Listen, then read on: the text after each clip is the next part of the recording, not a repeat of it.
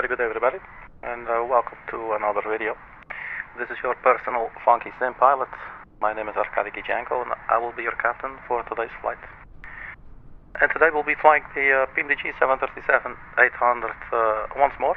This should be the 5th flight off the top of my head. I have not had any flights with this aircraft while not streaming. It's quite unique until now. It's very interesting.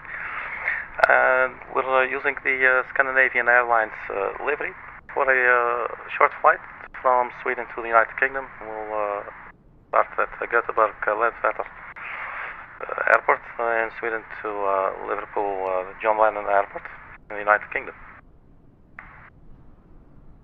We're using real-world time and real-world weather, GSX, and the Aerosoft Simple Traffic Tool. The scheduled airtime should be around 1 hour 43 minutes, and we'll be cruising at an altitude of 38,000 feet. Alright, so now that pretty much all of that is out of the way, let's get into the sucker and let's get going. Alright, so we're parked here at the gate, at gate 14. Should be gate 14, but we'll see this in a little bit. This is our 737, the first time unloading the Scandinavian Airlines livery in it as well. Also have the Scandinavian livery for the 737-600, I believe, or the 700. Well, without further ado, let's just hop on in and set everything up, and we get the boarding process started, and let's get on the way.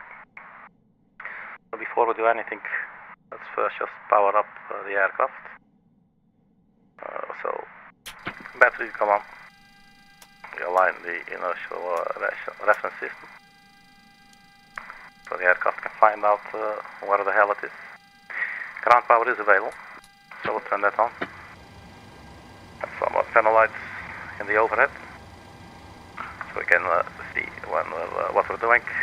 Arm the emergency exit lights. So local lights can go on, anti-collision lights, and that's pretty much the start of that for now. The aircraft will now start booting. Let's request our flight plan from the electronic flight bag, request data assembly. So this will be our flight plan. Departure weather. So we're looking at wind 290, 9 knots, 16 degrees, QNH standard 1013.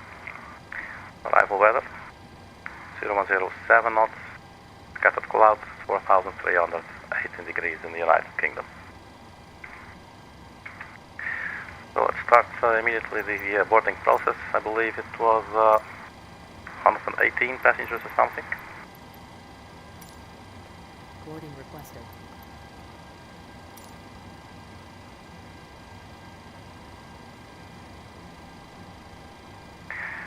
So while that is starting up, let's get some more background lights, which always makes life a little bit easier. And if you ask me, a little bit prettier to look at too. And whatever the hell is wrong with something that's looking pretty. Oh, that didn't quite work. There you go, little button. You go turn to the right. Everybody's very impressed. Okay. Right, so we're on external power. Nope. I would like to board both, please. Very good, thank you very much. Okay, so we can start setting up the FMC. So pausing it, this wants to know where the hell we are. I believe that's Echo Sierra Golf Golf. Let me just double check. Crew boarding started. Echo Sierra Golf Golf. And our gate should be 14. And that is actually recognized, which is very good. So the aircraft sort of knows where it is now, but it is still acquiring a signal, and that will take, you can check how long it takes up here. 6 more minutes for the IRS to align. Alright, so flight plan request. This will be our route for today. Reserve fuel 2.5, block fuel 7.5. Quickly cross-check that with the OFP. Our cost index is low, 17. Cruising altitude 380. Wind 304034.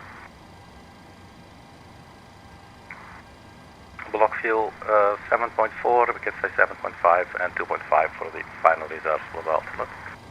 2.5, 7.5, and cost index 17.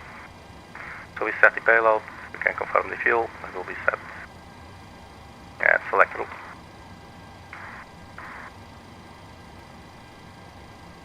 Alright, so let's in the meantime give ourselves a little squawk code.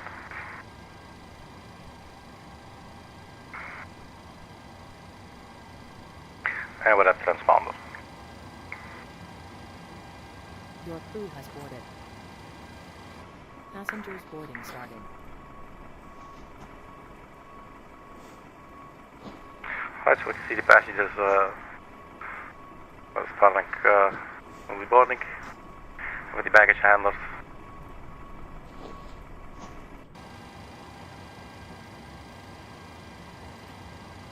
Okay, so the route uplink is ready, so we can load, and that will now load the flight plan that it fetched from Simri into our FMC.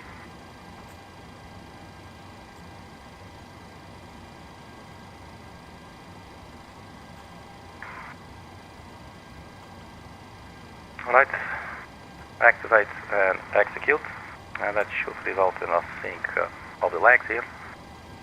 And as always, the departure and arrival we have to do manually, of course. So we turn to the OFP again. We have departing runway 03, and I believe we check the wind, that seems to make sense, 290 degrees. So runway 03 with the takeoff 3 Romeo departure. So departure 03, and then we got takeoff 3 Romeo. There's no transition. I execute. Back to index, and we select the arrival. Runway 09. Have another look at the weather at our arrival. 0107 knots.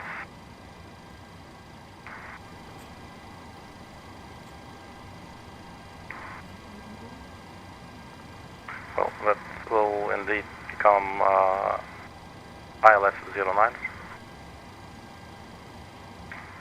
And we had which arrival? Pole 1 Lima. Pole 1 Lima. No transition. Or maybe, let's see. GOLUM direct pole. Alright, so execute. So now we should have the entire flight plan, all the waypoints in here. And then after teapot, there will be the final approach. And we'll look at that in a little bit. Route. So we can now continue with the perf init. The fuel weight 53.5. The planned fuel was 7.5. Reserve fuel was 2.5. Cost index 17. And then we're cruising at flight level 380. Come on, 0, there you go, 30. Cruising wind was 30, come on 0, 304 at 34.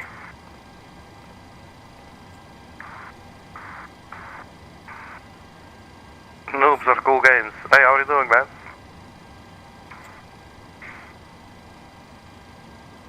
304 at 34. We can execute that. No, put it in there. Transition out to 5,000. Well, let's have a look. See if that makes any sense to us.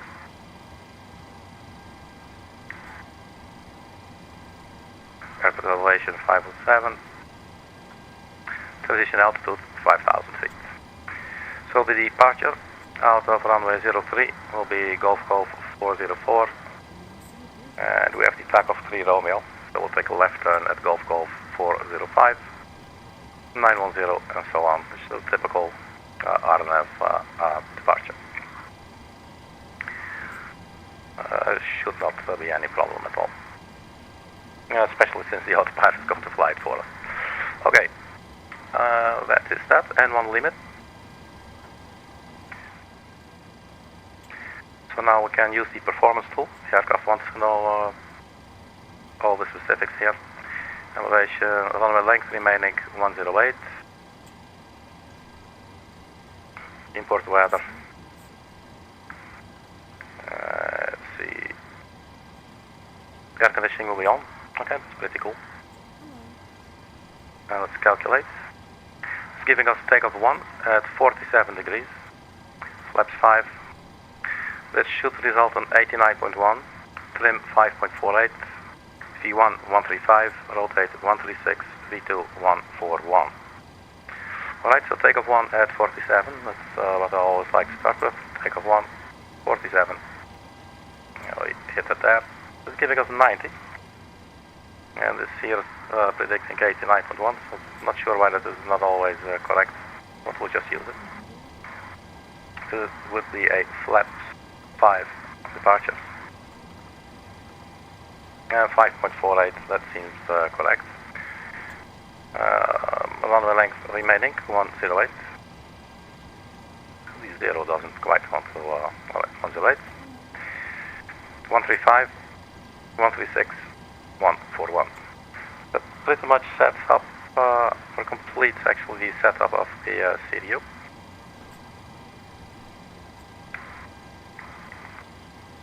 So the boarding is in progress. Let's have a look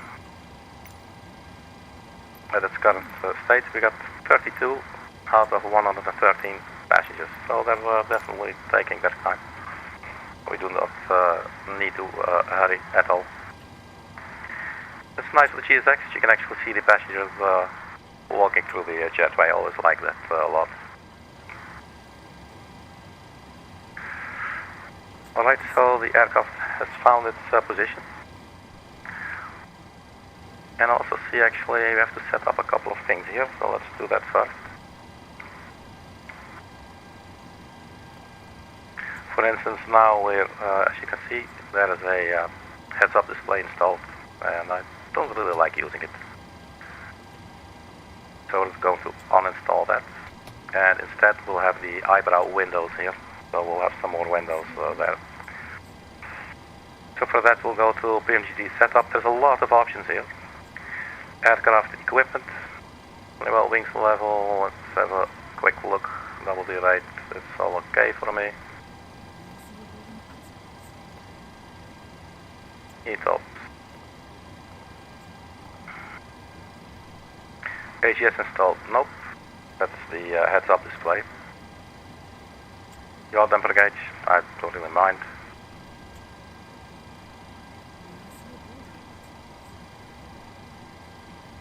Eyebrow windows, yes please, I would like that. Cutoff switch style, let's do new.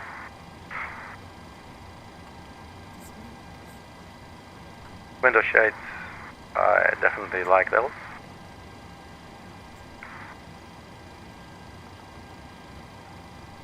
And you know what, let's have some Wi-Fi on the board. Okay, that's one thing, displays, let's see here.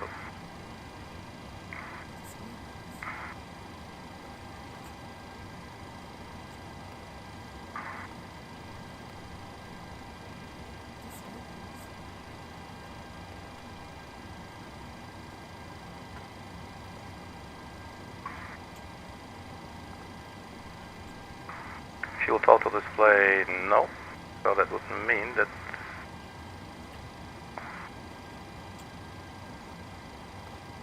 yes, like this. I want it like this so we can see per individual tank. Kilograms.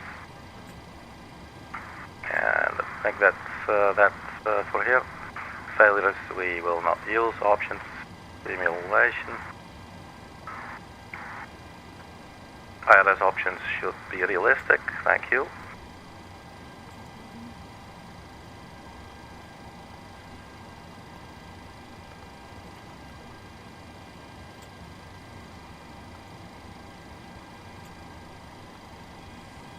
And realistic parking brake behavior.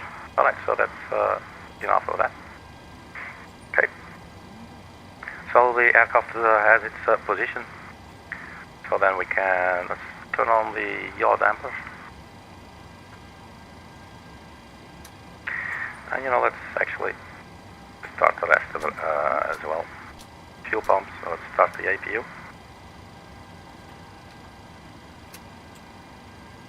Currently still on ground power. And we already confirmed we have 7.5 thousand kilograms of fuel loaded. So we turn on the seatbelt sign. Airport elevation 500. We'll be cruising 380. Oh, that was spot on.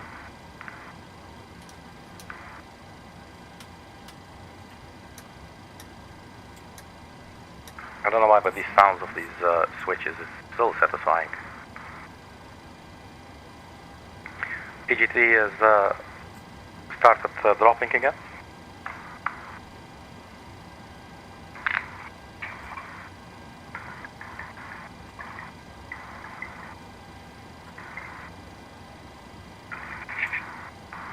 And it's now remaining steady at 400 degrees Celsius. So we can turn on the APU bleed, turn on the APU generators as well. Ground power we can disconnect from up here, and I will also request to disconnect it down below. So ground power may be released. Let's have a look outside. Crashes are still boarding. Ground power unit is still here.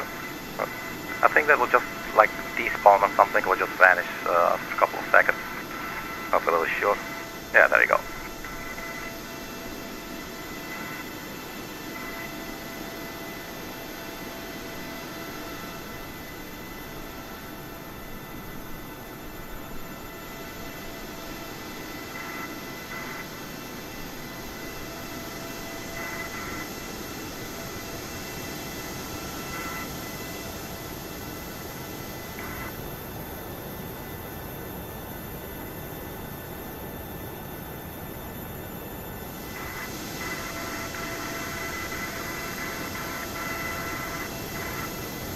So that's our APU.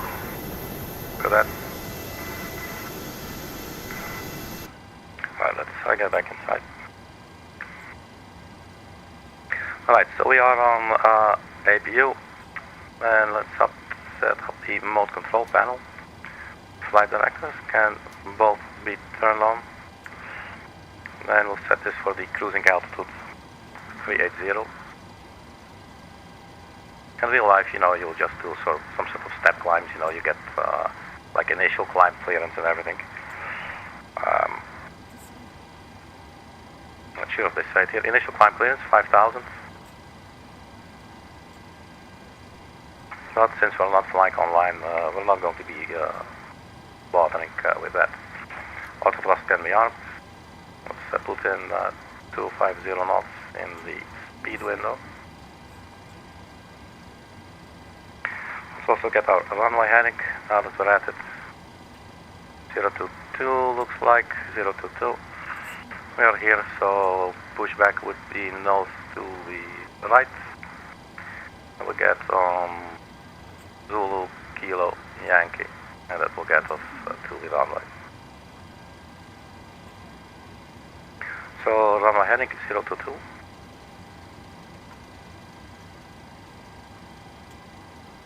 Right, check. LNAV and VNAV, we can arm both of those. So if LNAV armed, VNAV armed, and the auto thrust as well at 250 knots. So that's all looking dandy.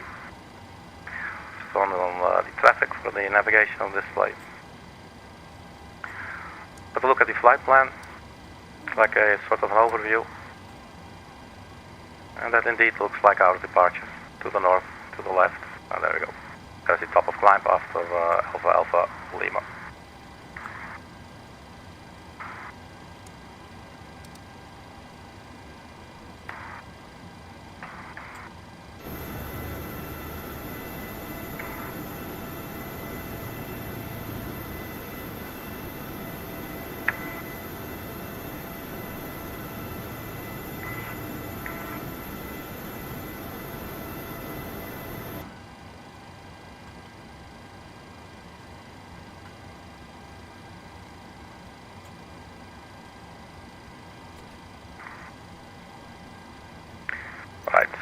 see what the boarding is doing now. 86 out of 113, so we're definitely getting a lot closer here.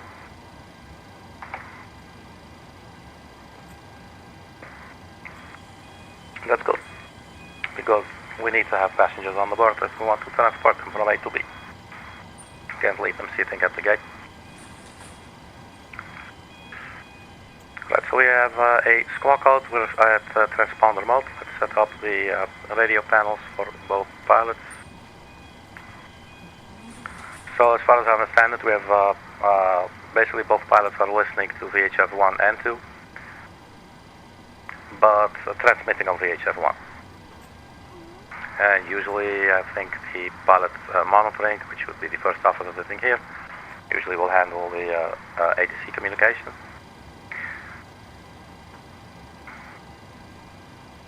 So the boarding is almost finished. We're at 5:20. The QNH, let's set that to hectopascal, 1013.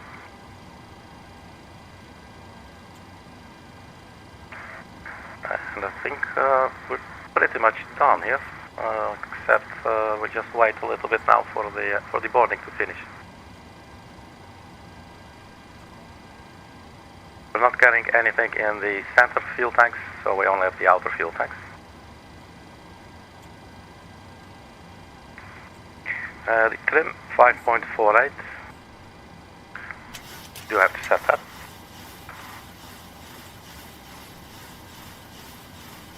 So funny with this extremely analog style that you actually get these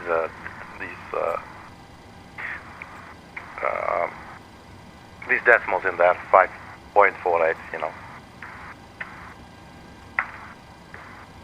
But within the green band. That's mostly what matters. Alright, so let's check in on the boarding. That should be wrapping up. 99 out of 113. 100 even, there you go.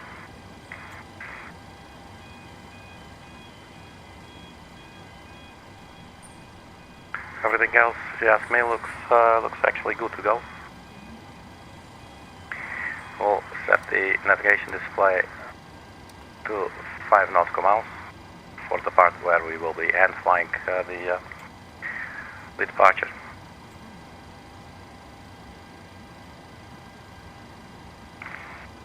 Anything else we can do in anticipation of us taxiing? Looks like we should be able to close the entry door left aft. This one right here. We're not using it at all.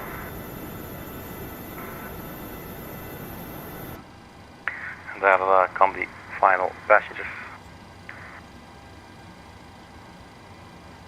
Not you swinging.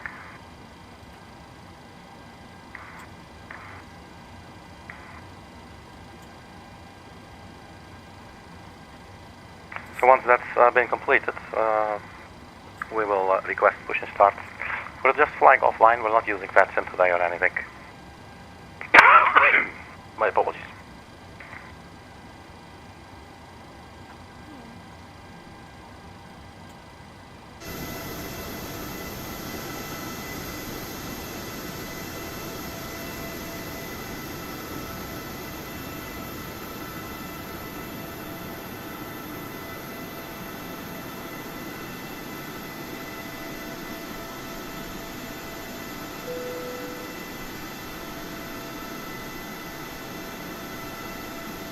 Alright, cool. Boarding completed. Hop on in. We'll set everything up. Let's go. Slowly close all. Ground maintenance.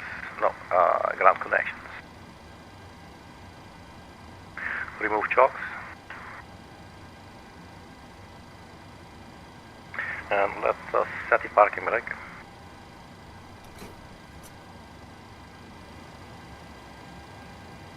Alright, then we should be able to request push and start.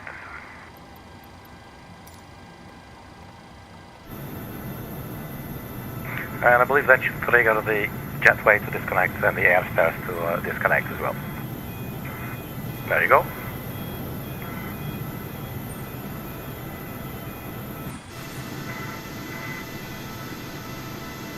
Hello, Captain. We're ready for pushback. Thank you, so are we.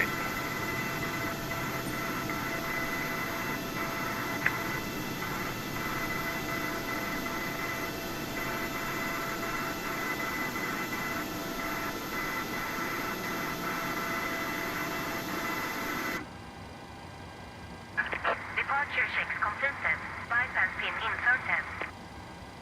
Thank you. Right, no smoking sign in the one. APU running, APU bleed.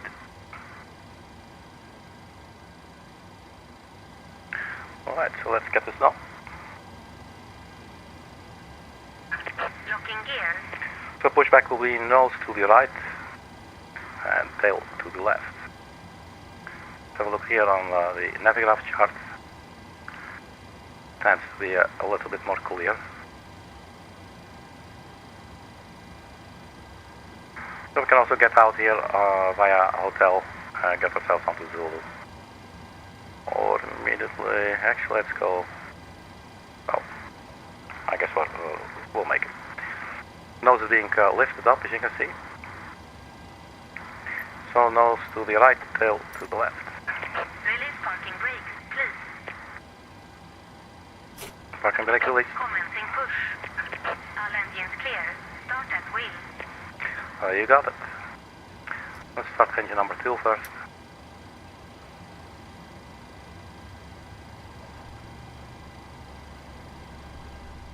And we got some fuel in.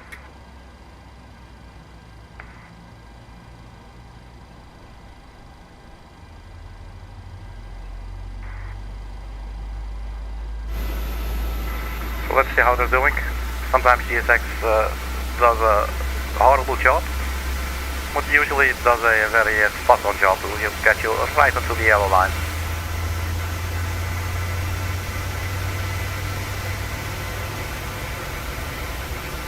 And it looks like they're going to nail it this time.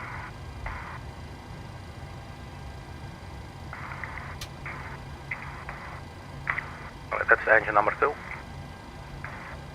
EGD still rising and starting to drop. So let's start up engine number 1.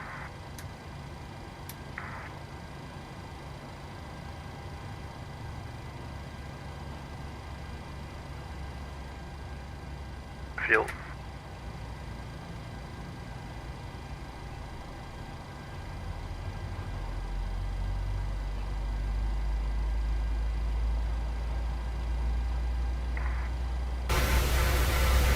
And that's looking very nice, look at that. Parking brakes. Wait Parking for brakes set. confirmation for a good engine start.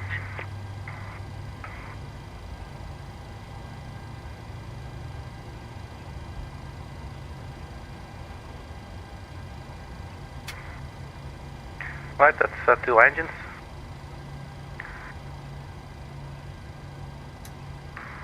Let's confirm.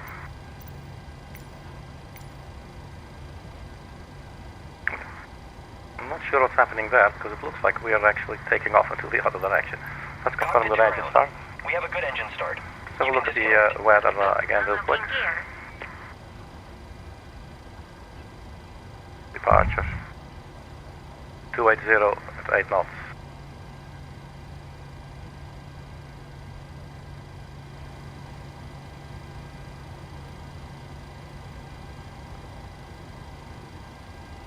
So we should actually have a runway 21. Let's change that. Can we still keep the departure? Let's see. The takeoff 3 Romeo would be nice. It does not look like it.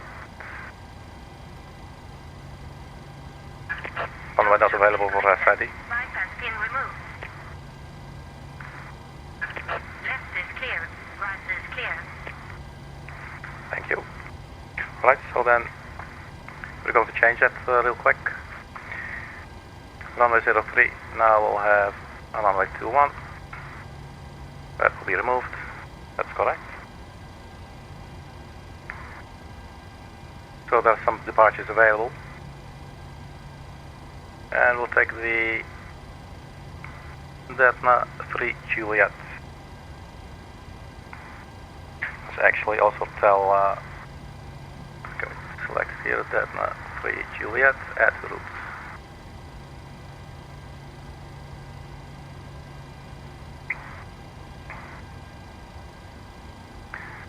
DETNA 3 Juliet, and takeoff speed deleted, yeah, that makes sense, so we execute.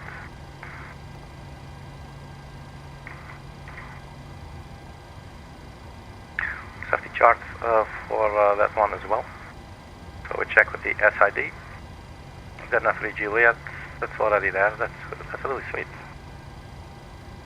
So, departing the other runway. It will be Golf 702, 703. And this is basically just the same deal, just the other direction. We're good.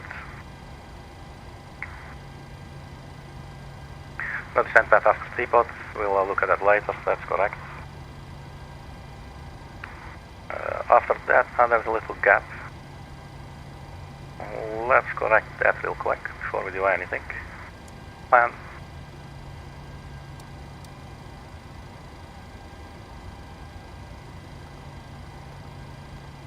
There's not, so we can just connect those two. So Alpha, Alpha, Lima. I'll go there. I'll execute. That's looking smooth. Right, next page. Okay, so we have two running engines. So let's switch to the main generators and we turn off the APU. APU bleed can come off as well. We'll turn on the packs. And we're almost good to go. Just one more thing. How the hell are we going to get to the runway? Well, it's a very simple airport. So we're actually already quite close, but we'll have to exit here via hotel, get onto Zulu, and that will take us to the runway. Alright, so that should conclude everything almost. One more thing, let's have a look at the runway heading, 202.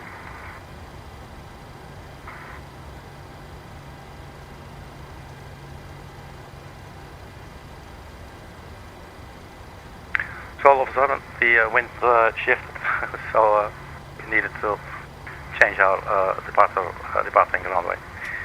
So only turn off lights, taxi lights, they can come on, and then we can release the parking brake. And let's get out of here.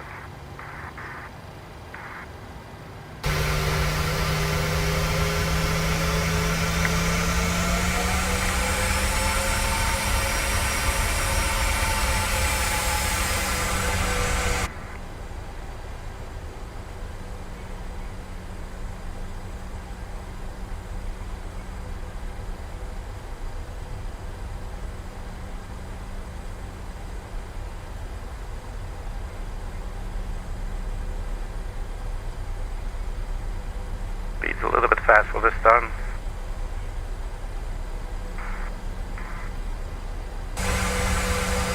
Kind of overshooting that a little. But there's the runway.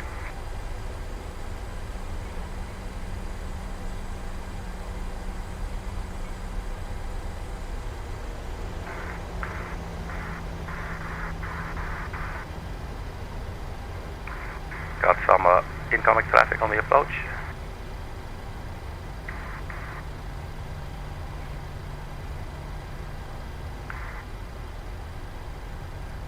Cabin crew, prepare for takeoff.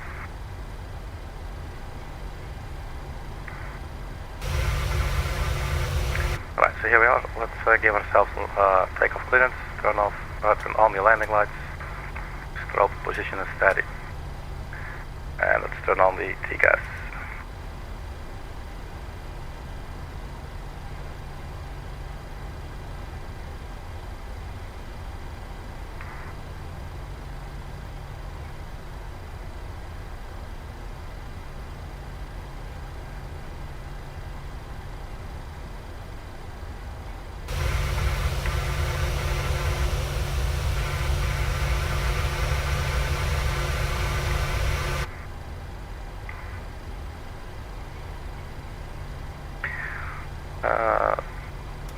brake, or the auto brake should go to rejected takeoff, and flaps should go to 5.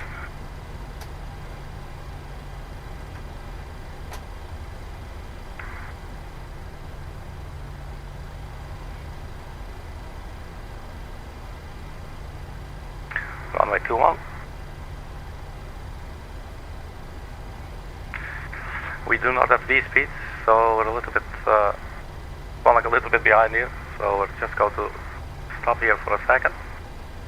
I quickly go over our V speeds again. Preferably not on the runway, but it is how it is. We're not online, so we can do whatever the hell we want. Performance tool. So we'll now departing from runway 21. For the rest, nothing will change. So we calculate. Takeoff 1 at 47 degrees hasn't changed. 134, 136, 141. This can go. Let's quickly go in a draft page and on limit. Takeoff 1 at 47 degrees. 89.1. That is actually spot on this time. Takeoff, flaps 5, 5.48, 135, 136, 141, and runway length remaining was 108. It's the same runway, just a different direction. Cool, I think we're good to go.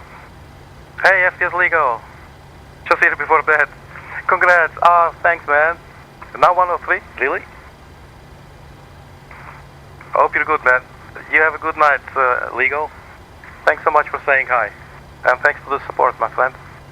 And you rest yourself well, dude. And I'll see you next time, man. That's cool. That's really cool. Alright, so let's put this back on 5. And then I think we should actually be good to go. And otherwise, we'll just crash this sucker and we'll see what's going to happen. Next page. Let's start the timers. Release the parking brake.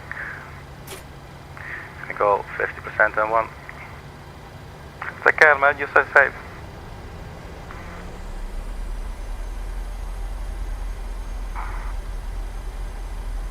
No, man. Don't be sorry. It's very much appreciated. Right. Take off thrust. Immediately getting a master caution, and I'm not sure yet why that is. Maybe LNAV wasn't armed. We'll figure that out in a little bit.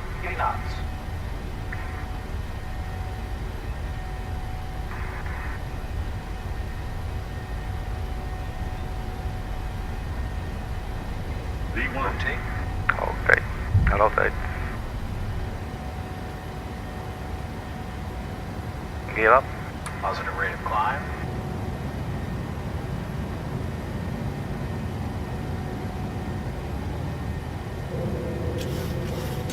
LNAV is armed.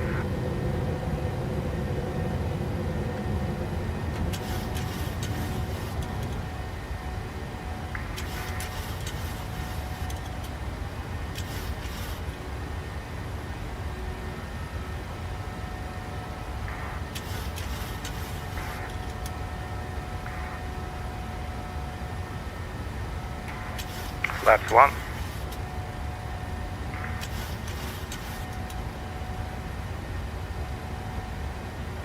Acceleration altitude, nose going down a little.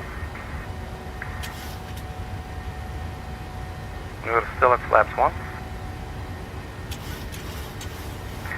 3,000 feet. Let's turn off the runway turn off lights, taxi lights.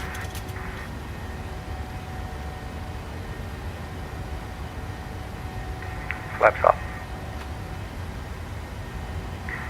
So 2.3 nautical miles, Golf 703. So I think I'll just turn on the autopilot now. CMD, N1, LNAV, VNAV speed. So the flaps are up. Let's have a look at the after takeoff checklist. Engine bleeds on, backs to auto. Engine bleeds on, backs at auto. Landing gear up and off, flaps up, no lights. Flaps are up, no lights, and the landing gear is off. So after takeoff check is complete.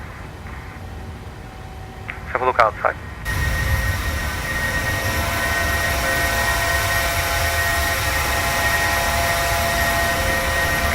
So goodbye to Sweden, and let's go to the John Lennon Airport, Liverpool.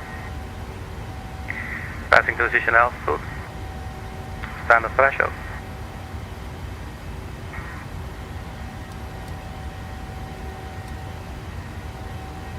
We are following lateral navigation, VNAV speed.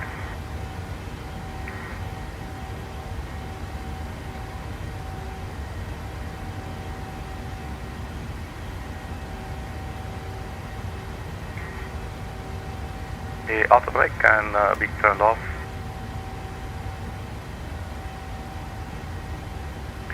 Top of descent is at 1810. That's 1 hour and 9 minutes.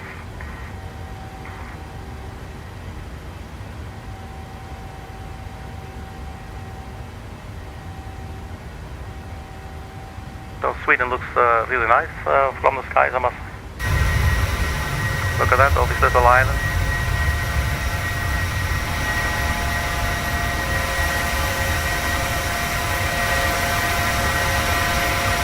Here's the 737-800. It's one of the more popular 737s that are in use today. 10,000 feet, nose is dropping. And then we'll accelerate some more. We can turn off the landing lights. And I think we can, let's see what's the plan going to do. Yeah, we can turn off the seatbelt sign as well.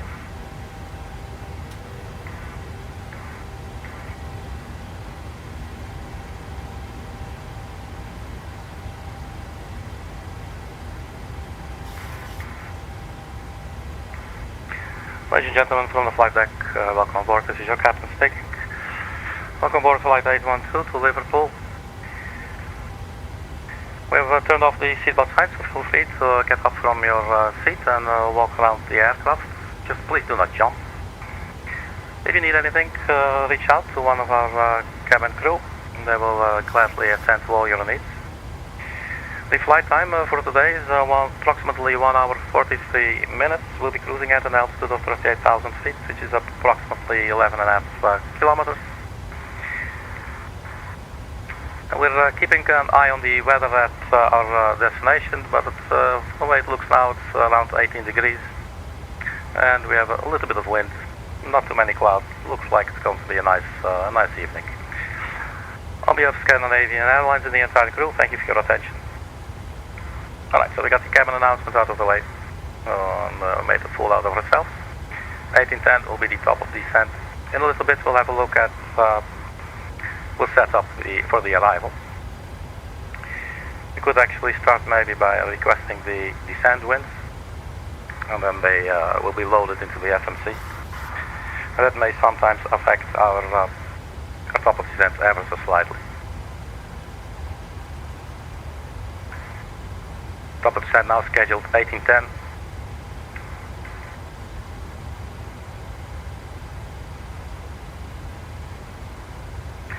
So we can now load the winds, and that should clear out there at the top of descent for a second. So we'll execute. And it's still 1810, so that didn't really change anything. Excuse me. Okay, leg stage. DETNA 50 not to come out.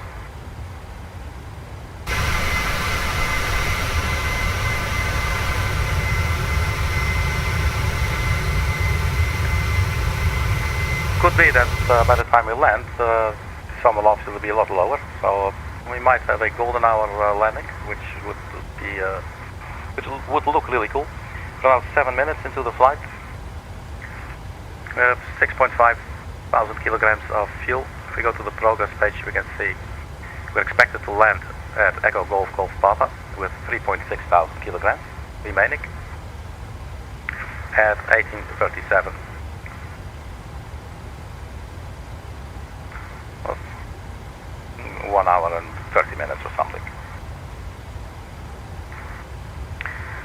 20,000 feet. So top of climb should be fairly close.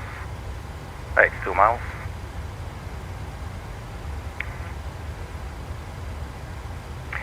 So to set up for our arrival, let's first see if the weather hasn't changed. 0508 knots. And it arriving runway 09, so that should be okay. To go to the legs page, there's this route discontinuity right before the center fix. So after teapot, I really like that word teapot, I don't know why. So let's go to the plan page here. Plan view, I guess. Let's look that up. So we have teapot.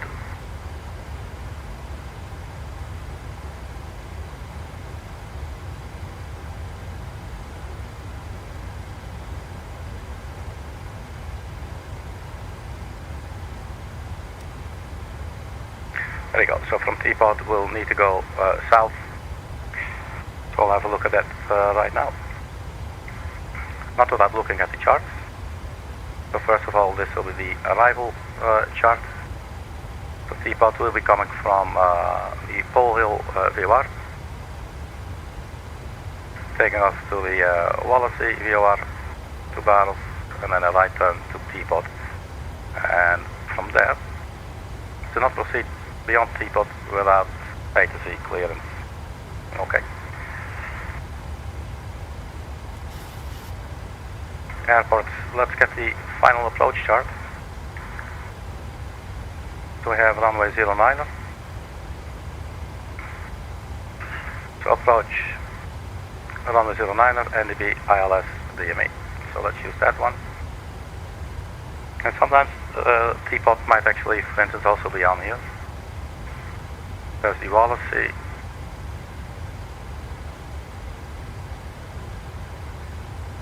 Runway 09.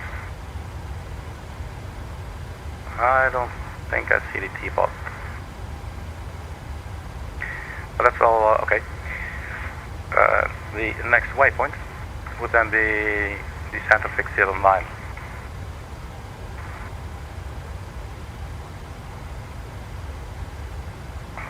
Sometimes these just look like a black page to me, man.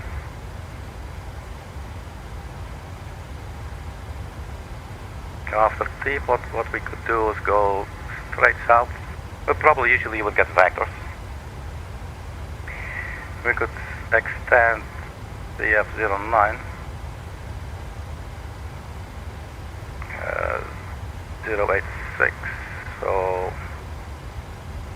266 degrees. So the opposite direction. And for how long, how far? What would this be? 5 miles? Not sure how this is going to look, man. But we can always delete it. So let's just play around a little. 5 miles. And let's say we insert that right there. And let's just execute from now. And then hook these up. That's giving us this situation here. After teapot, we'll go down to CF001, that's what it's called now. Execute what? The Lennon execute, let's see what's going to happen. Okay, so it wasn't executed. There we are. I guess this could work, so let's just use this. And then we'll set up some engineering so we have some sort of idea what's going on. Glide slope will start at 2,500 feet. Final approach covers 086.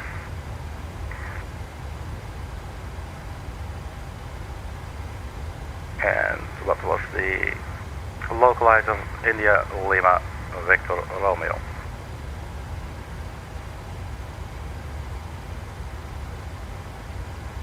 At 7.5 nautical miles, so we could set one range link at 7.5.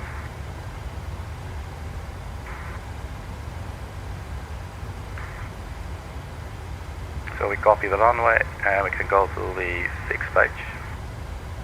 Just to pasted in there. And then we have the opposite heading. That was 266, if I'm not mistaken. And the distance would be 7.5. That should give us a ring and an extended runway center line. That's the green dotted line there. And a ring around the runway. And it's sitting at 7.5 nautical miles, so that's where the glide slope will start to take us down. So this really helps visually sort of figure out where you are, you know. And we can do the same for 15 nautical miles, just to have an extra little buffer, as I always like to call it. Let's do one at 15 miles as well. You can see that after teapot, we're basically within the 15-mile ring. Probably it's going to work out, so we'll just keep it like that. Alright, so back to legs page. We're not yet at cruising altitude, we're at 30,700 feet. Let's have a look outside.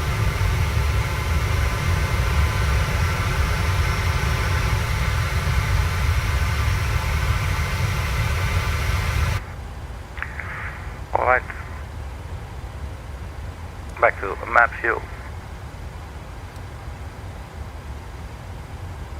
Top of climb coming up in 40 miles. That's still planned for 1810.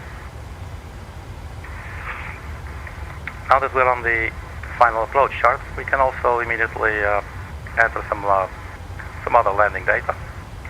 So the ILS for runway 09. I'd like to listen to a frequency 111.75.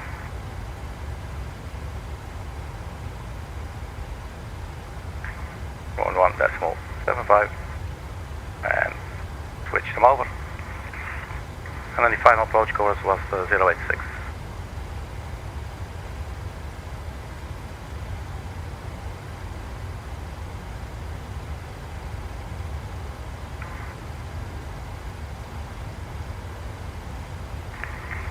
And then there's some other information. The decision altitude. We'll go for 200 feet radio altitude. Airport elevation 81, runways at 60. Let's say 50 feet, or maybe go 100. We'll need to set it for the pressurization, but it has only increments of 50. We'll set that for. I don't like it. I want to do 50. There you go. Radio altitude or decision altitude is 200 in radio altitude. And I believe that's no, it's sitting at 50.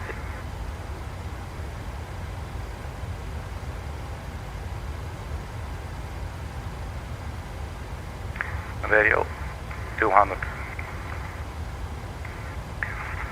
So most of it has been set up really already. Not a whole lot to it, especially the way I fly, I guess. Probably a good thing there's no real people in the back. So we're still in climb mode. Engines are at 99.6 percentage of N1. So we're using up 1.6 thousand kilograms of fuel per engine at this moment per hour. Obviously, once we start reaching our cruising altitude, the engines will spool down. Should be able to see here on the cruise page that we'll be targeting 0.779 Mach. And that should be, if I understand this correctly, 87.1 percentage.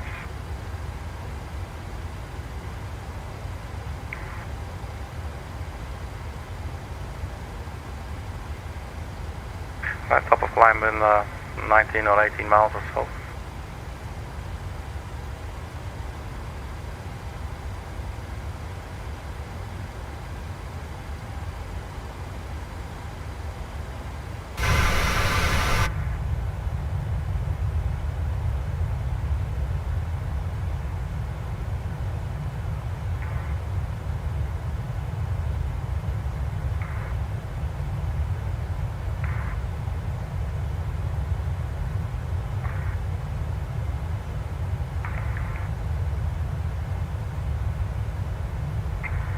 I really like the PMDG wing views.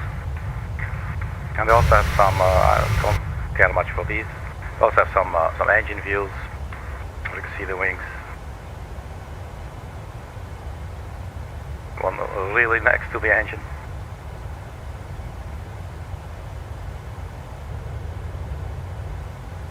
So let's go back to the wing view, and then we go back to the flight deck. 36,700, so we're almost at cruise. Speed 0.78. And that's what it's targeting during the climb.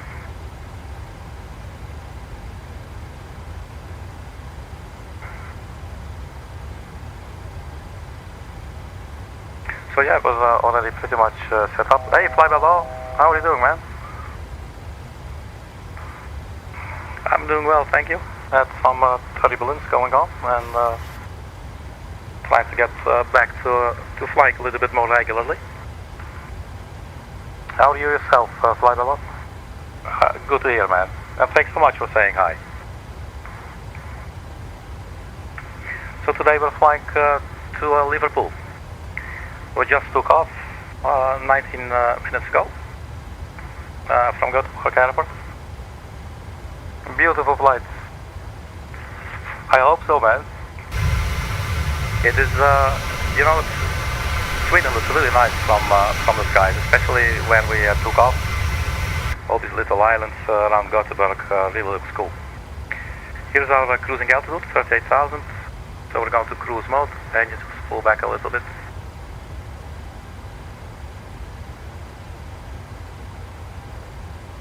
So basically what was happening fly below, we pushed back and we're standing there waiting for the engines to start, standing right on the yellow line.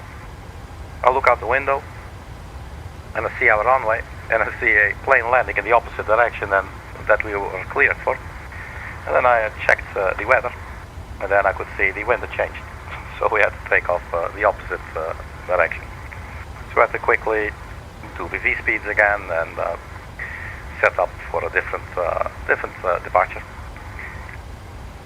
But it looks like it all worked out. So the engine's now wasting 0.8 thousand kilograms instead of the 1.6 that we had earlier. So it's definitely some improvement there. Total fuel 5.7, and we're still scheduled to land with 3.5 now. Okay. Double descent 1811. That's a little under 1 hour, so we'll already start descending. So have a look outside our plane. So the first time we're flying with the Scandinavian Airlines deliveries with the 757-800. And this will be my 5th flight with the 757-800, and it's also the 5th flight then on the channel. I haven't flown this one, well, not streaming.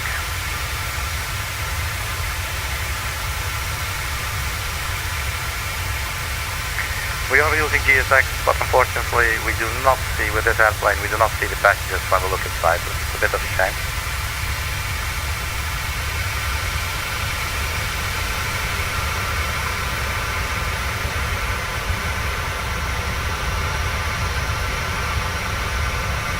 But yeah, man, here we are. Let's have a look at the map. So currently over Denmark.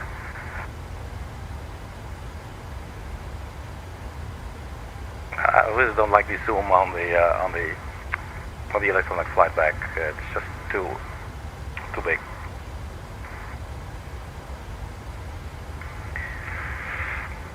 Other than that, PMDG, they freaking rock, man. They're just heroes. They make such cool aircraft. It's insane. Alright, let's see arrival weather. Is there an update? 1650, 050, 8 knots. Wind is variable. We got 10 kilometers visibility, and then we have some scattered clouds at 4,000 feet, and the temperature is down by 1 degree now to 17 degrees. QNH 1019er.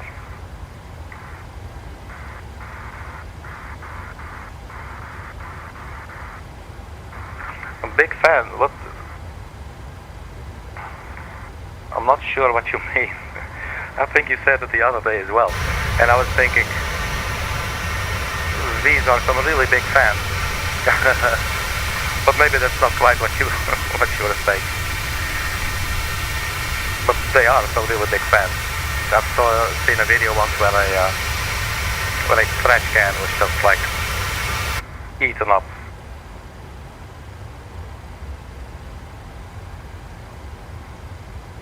Like a feather that went into the engine. It was insane.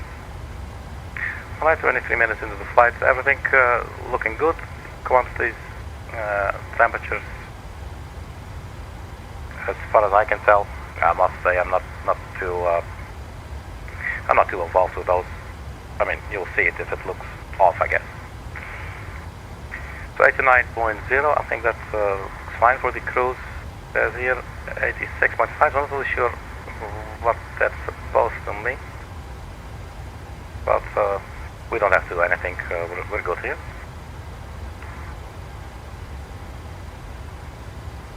So we already released the passengers, and they can roam around if they want. We have the landing elevation set, and the packs obviously are on. Oh, cool. Fly below. Also do aviation videos gameplay. Well, let me check your channel, man. I'm not sure if I was already following you or not, so let me just have a look.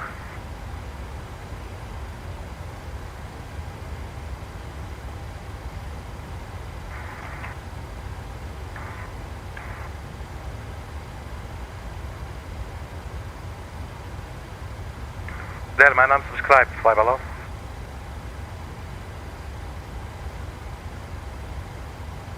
Cool, dude. I'll check this out.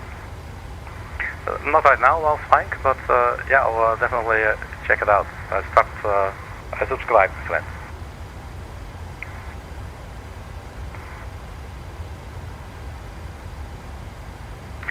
And I could also see, let's see what else. I think we are indeed at 103 subscribers now. 103. Just thanks so much, guys. That's so appreciated. A shout out, man. Fly by law. You want a shout out? You go to the Funky Sim Pilot.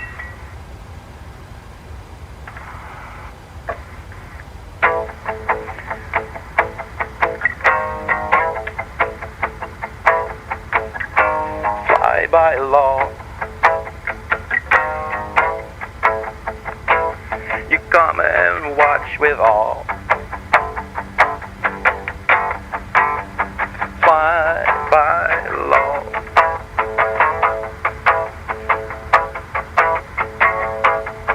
You come and watch it all. That's what it's about. A shout out to Fly by Law. A shout out for Fly by Law.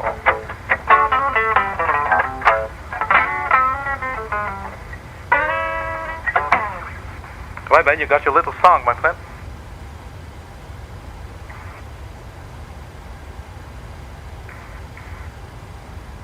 Yeah, so go check Fly by Law's channel, man. I just subscribed. Obviously, since I'm flying, I will not be really able to check everything right now, but I will definitely check that later. You're playing guitar, for me, that's very beautiful.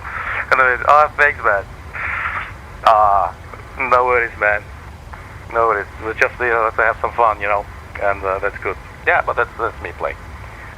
You can also change your name if you want me to. Lie by flaw. Lie by flaw. That is not nice, right? Lie by flaw. No.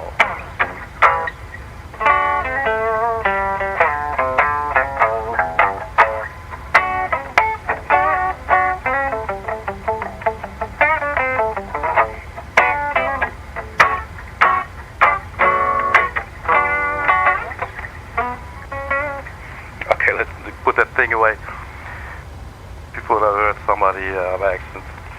Yeah, love to you, man. We're all just one nation under the groove, you know what I mean? Just funking it on, flying, having some fun. And if you look at all humans on this entire fucking planet, all our similarities are hugely bigger than all our differences, you know. So we're just all brothers and sisters. Unfortunately, you know, there's always a lot of stuff going on, but I think that's how it's supposed to be. Let me see, because it looks like the simulator looked like it was hanging there for a second. Let me check the time real quick, see if everything is okay. 1927. Let me just... the simulator doesn't like me getting out of the... using the L tab. Let's see the time. And... there, we're back to real world time. Right, 38,000 feet. So for now we're just chilling. We have about 40 minutes or so before we'll start our descent. We've set up pretty much everything for the arrival and the descent. We have our ILS frequency in the final approach course. It's also in both of the boxes, 086, as you can see in the course window. And then we have the decision altitude, 200 feet.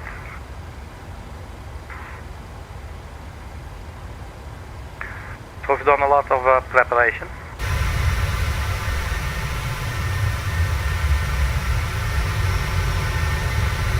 And hopefully when we land Liverpool, we'll have some nice golden colors by the sun that's flirting with the shadow.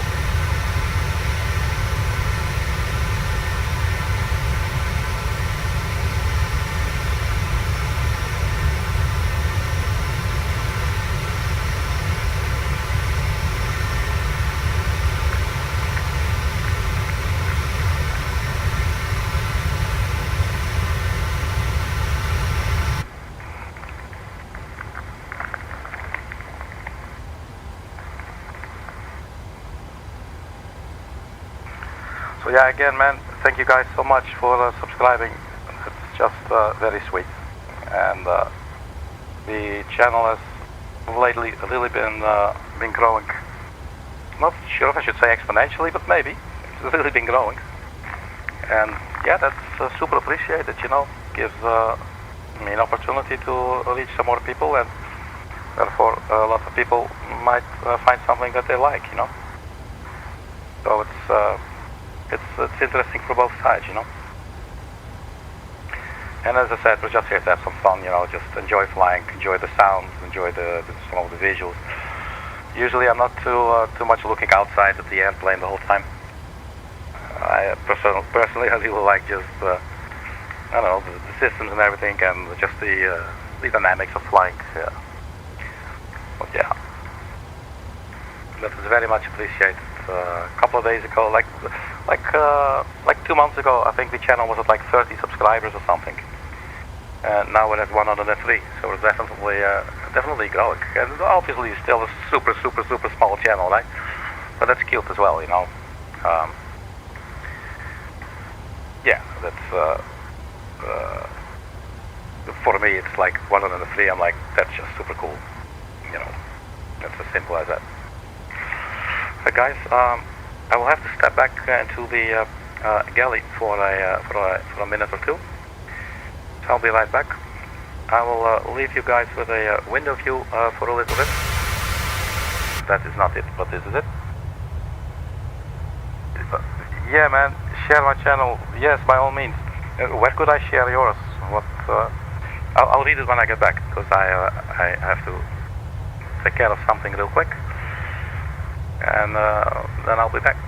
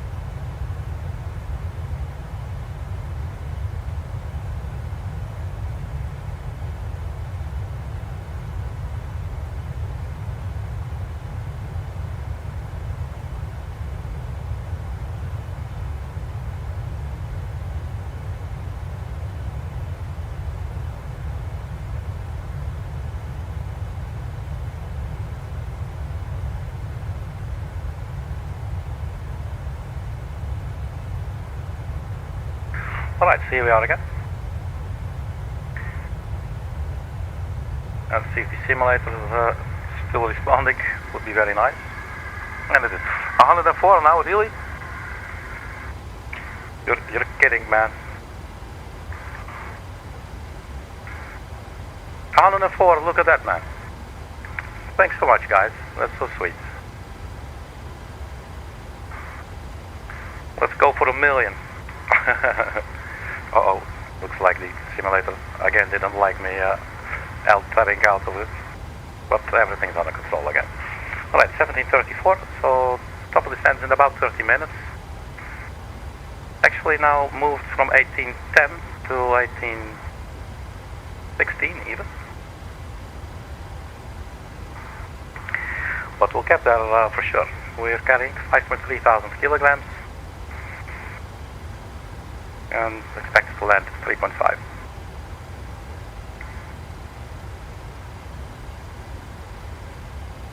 And we already have the tripod on there, or the teapot. We're now 32 minutes into the flight. Engines at 87.6.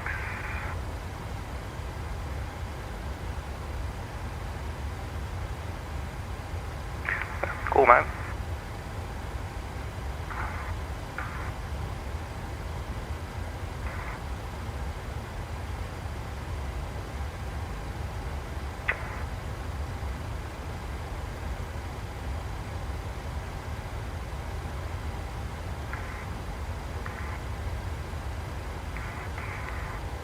Let me start up the Sky Dolly in the background. That's the program that I always like to use to record the landing. And then after the stream I will quickly edit a landing replay video, because I always like doing that. I think it's always nice to see the landing from the outside, you know, like we love looking at planes, you know, we can't help ourselves, can't we?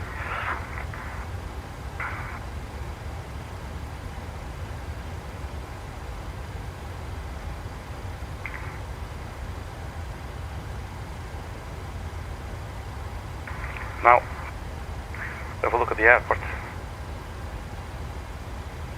So we got Liverpool, Echo Golf Golf, Papa. Runway length 7,500. And we might use auto brake too.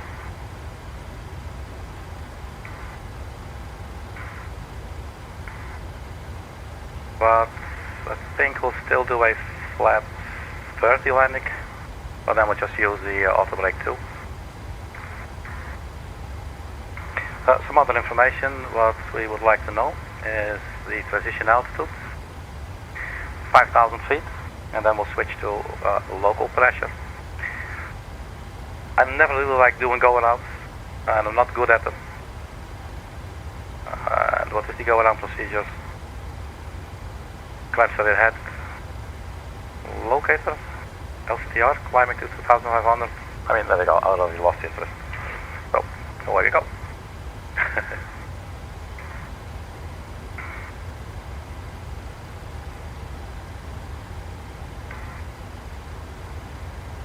We should have the window, the shades.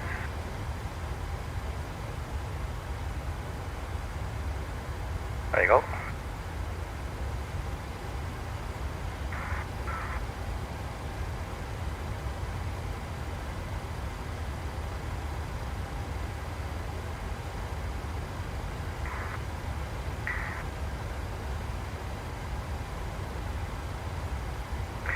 Yeah, so lately I've been experimenting with a lower flap setting on final approach. Without ever actually really thinking about it, I always figured, let's just go full flaps, you know? And then someone was very kind and left a comment on one of the landing replay videos. One was called Unstable Approach into such and such airport. And this gentleman left a comment suggesting, hey man, flaps 40 was not really required. Apparently, usually you would just actually use flaps 30 in the 757. there are situations where you use flaps 40, but you'll usually for a normal operation you'll have a much more stable approach when flying landing with flaps 30. So I've been trying to do that, to see how that's working out, how does it feel. I also noticed during the last couple of flights, as I said, this is my 5th flight in total. It's also the 5th on the stream with this flag, with this plane. I've noticed you hardly have to flare at all with the 737-800. You hardly have to flare. The optimum flare will be, I believe, between 4.5 degrees nose up, which basically means that you're only, but since it's already quite nose up when you're flying, when you're on final approach, you maybe have to only nudge it like 1 or 2 degrees or something, and you're already sitting there around 4 or 5 degrees.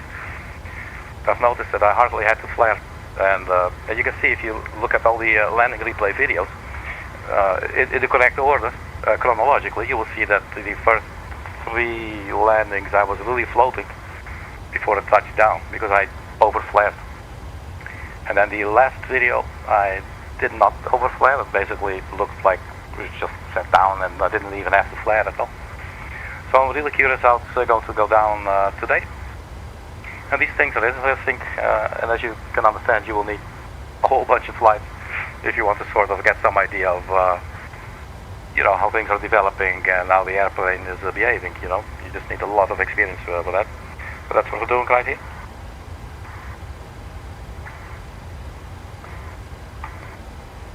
And then every now and then we'll sing some silly song to keep things nice and pleasant. Alright, so let's have a look at the weather. This was issued 1650, time is 1740. So 30 minutes updates, 060, 10 knots, 10 degrees, 10 kilometers for open clouds, 4,200, 17 degrees, and we have QNH 1019.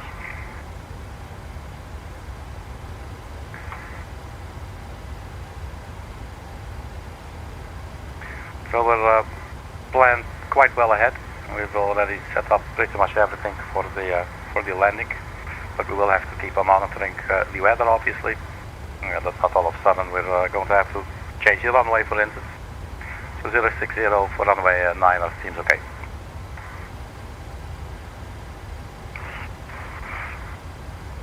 So the way we're now, our current weight, if we were to go for a flat 30 degrees landing, it would give us 140 knots VRF speed, and then final approach speed would be 145. So for now we'll just use this value. This will probably go down by 1 or 2 knots by the time we arrive, and we have something to work with for now.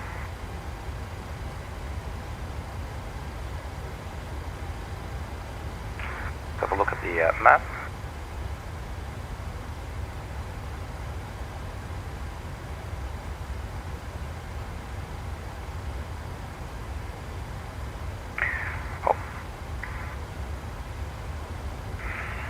So since we have weather at 1720, the next would then be at 1750. And as usual, that will be like 5 to 10 minutes late before we actually can see it up here updated for some reason. We're now 40 minutes into the flight. We got 5,000 kilograms remaining, 2 engines. Still expected to land 3,500 kilograms carrying width at 1844. And we have 370 nautical miles to go. DTG, distance to go.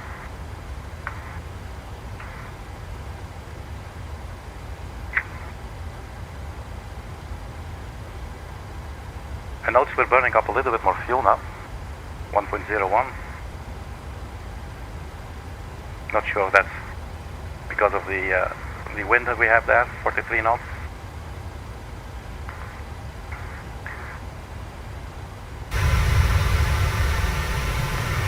I mean, I'm a professional entertainer, I guess, by heart, but I'm not a professional pilot, so I don't know all the facts, but it's nice to think about these things, what could be happening. So there's a top of descent coming in, I don't know, 200 miles or something.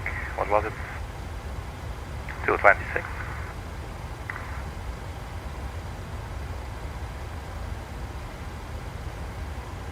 But so far I'm really liking the 737-800.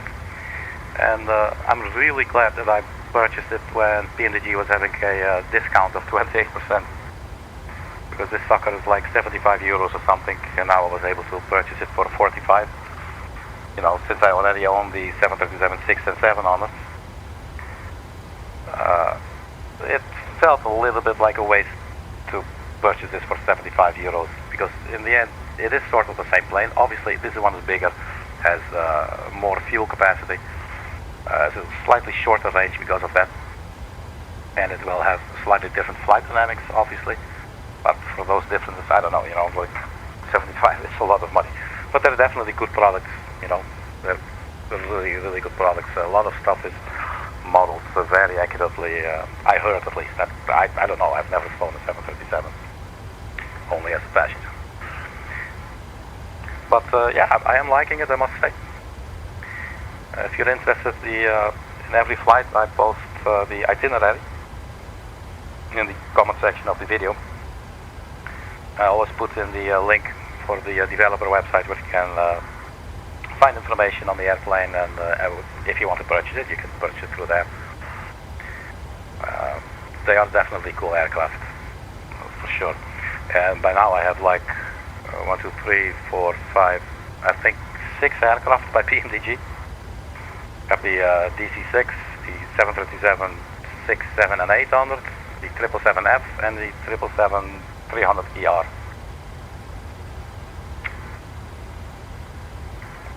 And all of them are really cool airplanes.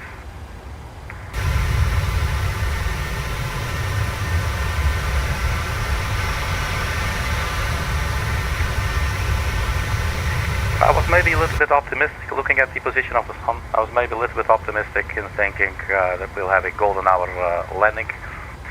Probably not quite going to be the case, I think. Time is now 17:45. So we'll be landing in 59 minutes. And the sun, I don't know, will be there or something. Not really sure.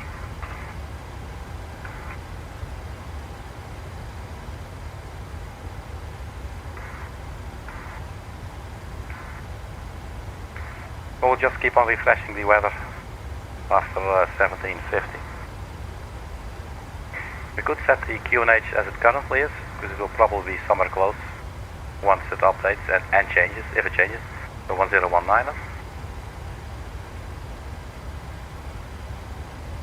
And it's really hard to see, I think, from at home, but you will see it change right there in the bottom right corner of the primary flight display. The 1019er, we can at least pre-dial that. It's still on standard currently, but this is preset, so it's pretty cool.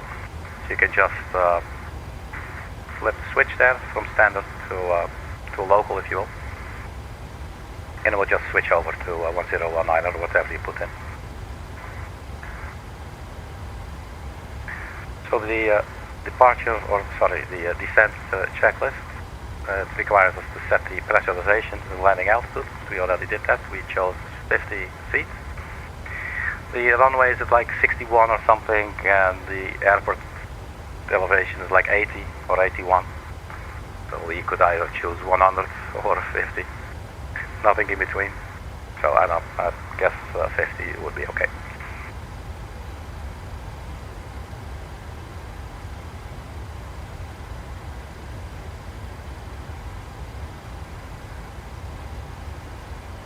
And you'll check the recall, but usually there's nothing going on.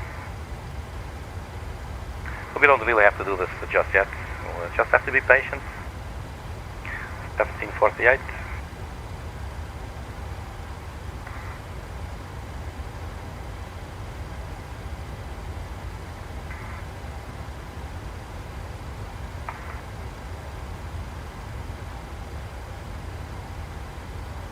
Can you do infinite flight video? Oh, sorry, I only read that now, man.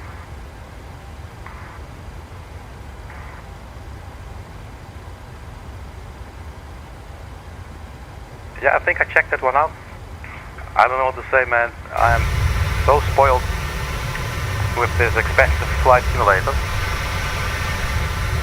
I don't see myself getting... I know myself, I would just go like all out in there. And I have not even explored half of Flight Simulator 2020.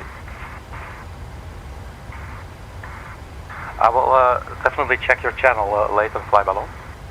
And if you have infinite flight videos there, I'll definitely get some impressions.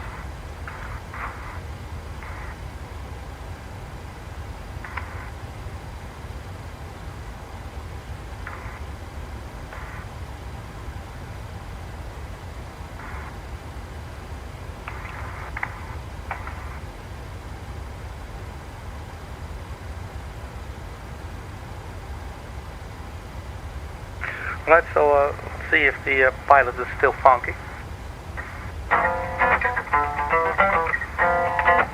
Okay, so this is like a little groove that I really like.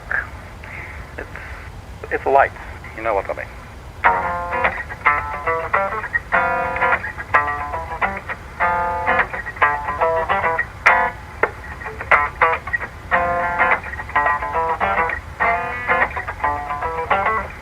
Very therapeutic too.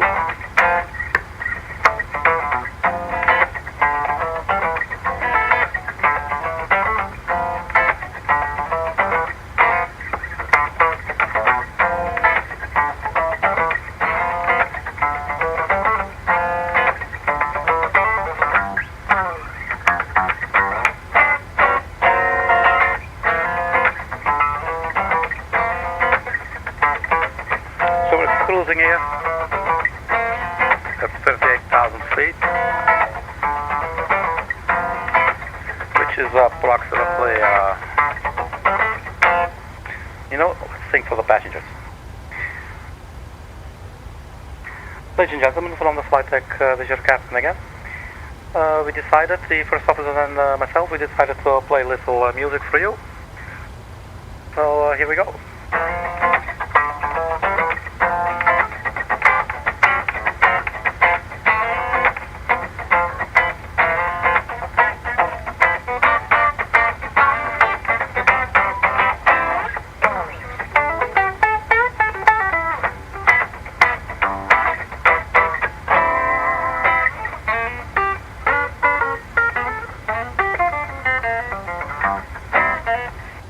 That guitar needs some tuning. Ladies and gentlemen, thank you very much for your attention, and you can now plug back in your earphones. Alright, so we managed to make a fool of ourselves in front of the entire cabin. 113 passengers who were just subjected to our guitar playing, and I don't think I was singing, was I? No. Alright, so time 17:52. Against better judgment, let's refresh here. It's still saying 17:20. That is precisely what we can expect, so that's okay. I would actually like to maybe fly the DC-6 again on the channel, but I might have to do some solo flights, at least one or two, before I start doing that. Or maybe it's actually fun to just see me stumble. And we'll just do it all live. It's a very cool airplane. It's totally different, obviously. It's like super old school. I think you can use GPS if you want to, but I don't want to use GPS. It's such a cool old school aircraft, obviously. I mean, that's me personally. I would like then to do the way the aircraft was designed, you know. So you just use VOR to VOR, and it's definitely doable. I've done it a couple of times already on the stream a couple of years ago. I think it might actually have been my first purchase by PMDG. I'm not quite sure, maybe the second, but very early on. It is a really cool airplane, and yeah, maybe it's cool to go back to that one for a little bit and do some VOR to VOR flights. So maybe I'll just find some interesting routes that could be cool obviously you will need the VOR stations in Flight Simulator to actually work. What I would usually do is go to the SkyVector website, which is like a real-world flight planning website for actual real-world pilots. And you can even file your flight plan there if you would want to. But you shouldn't, unless you're actually going to fly. Because if you file a flight plan there and you do not fly it, the aviation authorities will get really upset with you, and you might even get a fine or something. Because it is actually a real-world planning tool. But it's a very good tool, and you can still make an account there if you want. You can also use it without any account, and it will allow you to plan a waypoint or like a flight from A to B, and you can just select the different VOR stations to have a sort of a smooth transition from A to B. But the thing is, sometimes in Microsoft Flight Simulator, not all VOR stations are actually on all the time or something. So that can sometimes be a little bit frustrating. But that's what I would do. So to just find a nice flight, something simple, couple of VORs, like flight time about 90 minutes or something. Something similar that we're doing now, I guess. And yeah, maybe I'll do that sometime soon. Because I'm almost a bit afraid of it, because once I was flying it a couple of years ago, I was really into it, so I knew a lot of the things, but I've been flying so many different other aircraft in the meantime, and that, I sort of lost touch, and I would like to remember the things that really matter, Okay, time 17:55. Do we have a weather report? No, sorry, Bob, not yet. Okay, we'll keep on checking. Top of descent coming up around, I don't know, 142 it says there, okay, at 1816.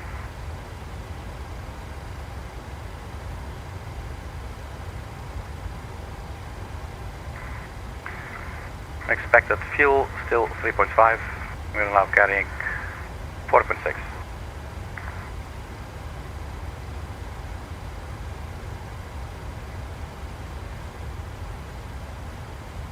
And one thing that bothers me, well, I can easily sleep at night, but these shades don't make sound. But in the 777 they do, and they sound so cool. I'm a musician, so I'm all about sounds, and so it's really nice to be here, like, and those kind of sounds. It's just cool. It just adds to the immersion, And for some reason these are like that quiet, like nothing.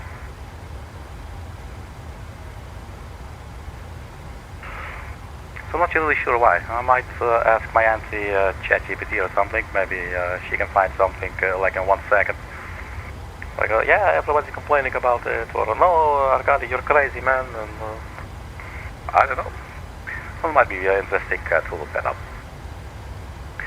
I do not believe it will be a setting in the settings, the PMDG settings that we were in earlier.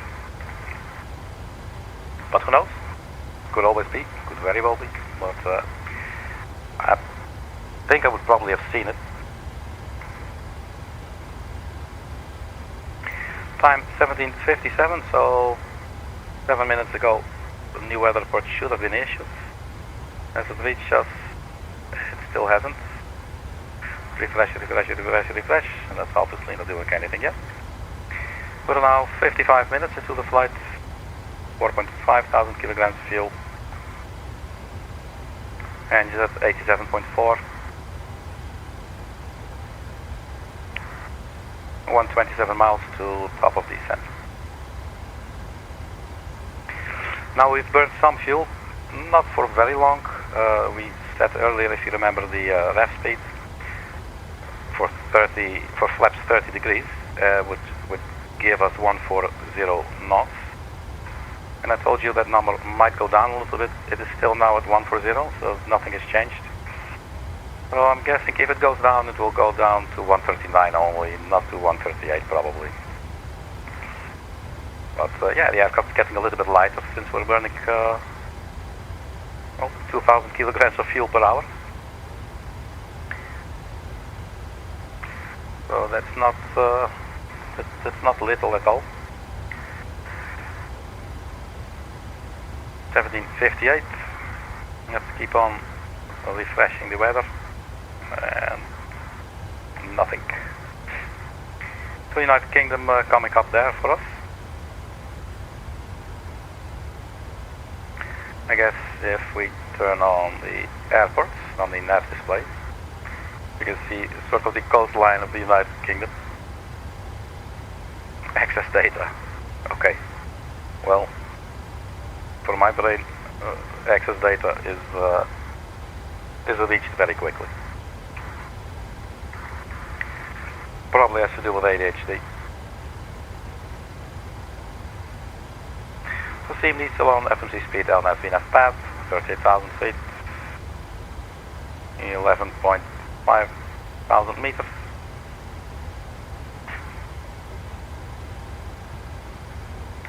So I'm eager to start descending and set this baby down at flaps 30 and see how the flare goes. But as I said earlier, it looks like you hardly have to flare with this aircraft.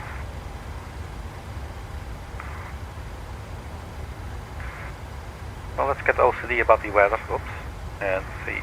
There you go. So about 10 minutes. 050 at 10 knots.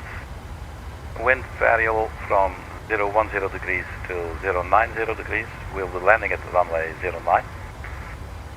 We still have 10 kilometers or more of visibility.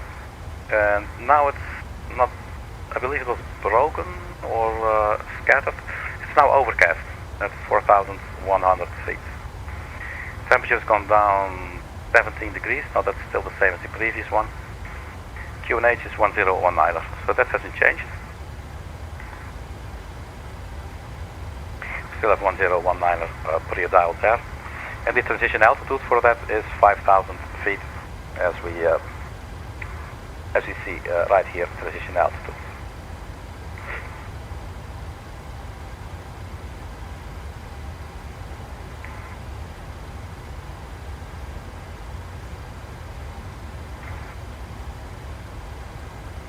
So cool, 1801. So the top of descent in 15 minutes or so. Actually changed from 1816 to 1815. 103 nautical miles to go. And progress page is telling us we will touch down 1 minute earlier, 1843, with 3.5 thousand kilograms of fuel. We have now 4.4. Let's check the inner left page. And now we're down to 139 knots instead of 140 that we have right here. So we'll just update that. And then we can check on the legs page to see if that updates correctly. And it always does. 144, 144. Now we could maybe have a look at the altitude constraints. These are all hard targets, if you will, so I don't think we have to change anything. So it's all looking good.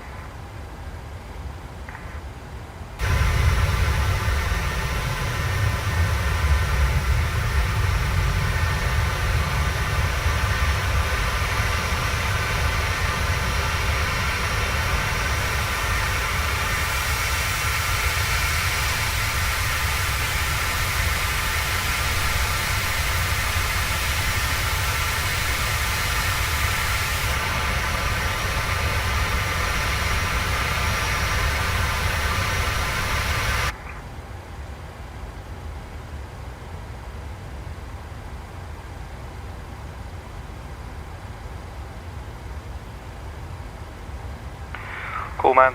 Top of descent coming closer and closer.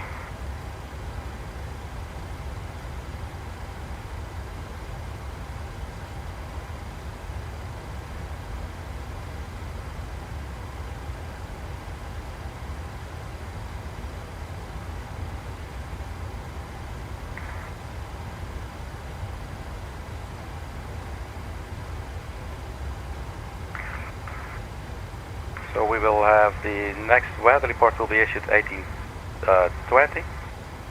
We will receive it around 18:30. We will be well on our approach by then, but at least we then still have like another 10 to 15 minutes before we touch down. So we could still at least get the correct QNH and the latest wind check, if you will. So 80 something nautical miles before we start descending at 18:15, which is in 11 minutes.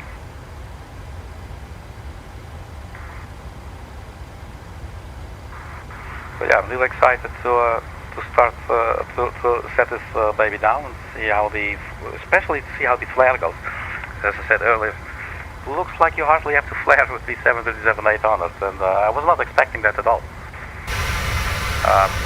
Which is definitely very visible if you check the other landing videos leading up to this flight.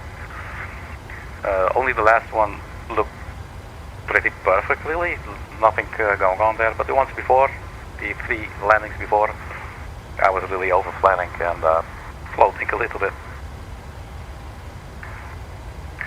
So yeah, hopefully we can settle down properly. We'll have a clean and nice approach. We did set up the approach. Maybe we can see it now on the map here. Let's have a look. If we go full and turn that off, and then we zoom in. I believe whatever you change in the FMC, yeah, see it? It actually translates to here as well. That's pretty cool. So we'll be flying from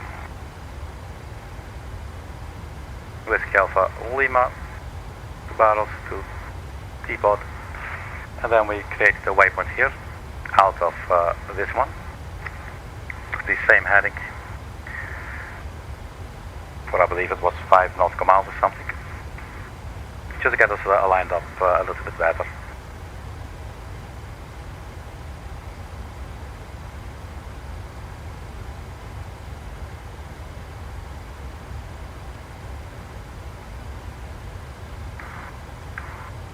Hey, hello Nighthawk.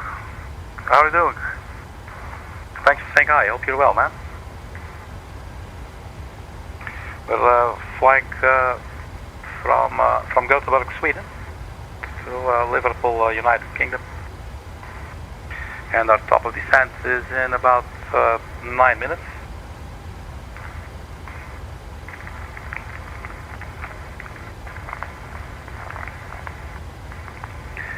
So since the top of descent is in about 9 minutes, I think it's almost time to take our descent checklist there.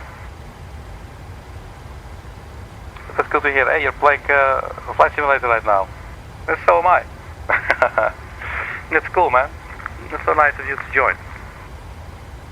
Thank you so much. And where are you flying, Nighthawk? Where are you flying from or to, or are you just... and what type of aircraft? I'm curious.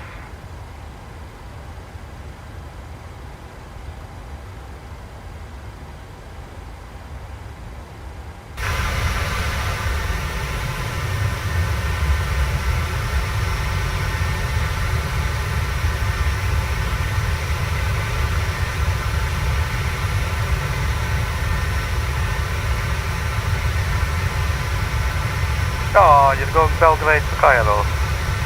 A real life route in the A319. Cool, man. Yeah, I've flown to Belgrade a couple of times on the channel as well, to and or from Belgrade.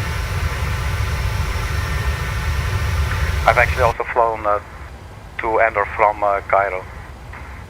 Yeah, real life routes are cool. Sometimes I do real life routes, sometimes I just make something up just because I feel like it. Usually done overnight, and then they arrive in the morning. That's like 4 to 5 hours, or is it shorter? How long is that from Belgrade to Cairo?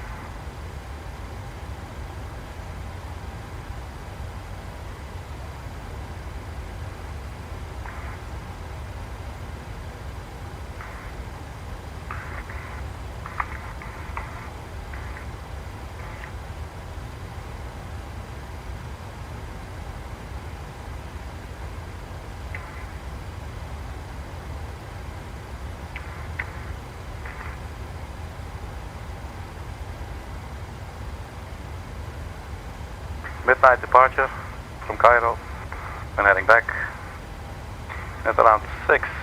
Oh wow, that's still quite a while. And the day departs from Belgrade, arrives at night Cairo. Wow, man. And which airline? Is that Air Serbia?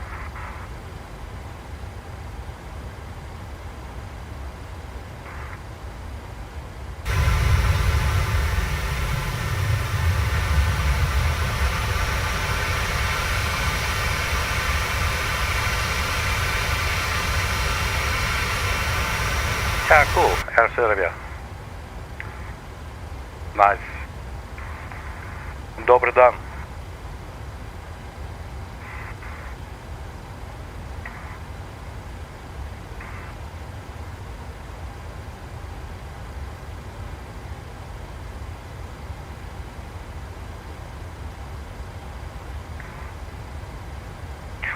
Maybe I'll fly that one day as well.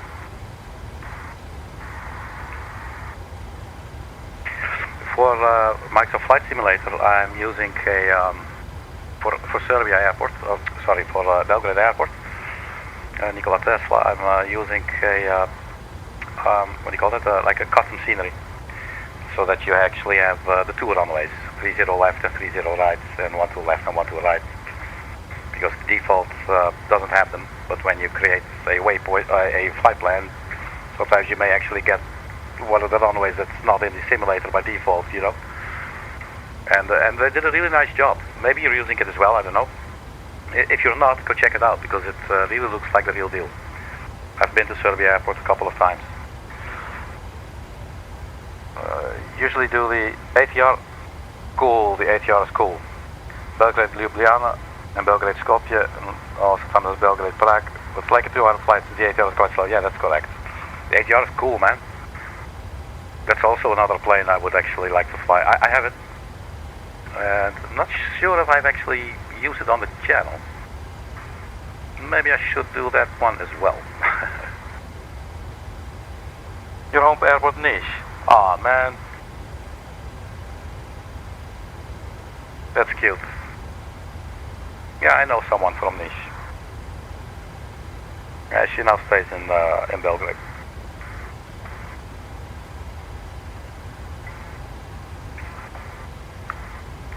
I've flown to Niš a couple of times, at least once on the channel. But I think that was on Vatsen. It's like the Cessna 414AW Chancellor. So you're from Serbia? Dobar dan. I don't speak Serbian, but I know a couple of things, like jebiga.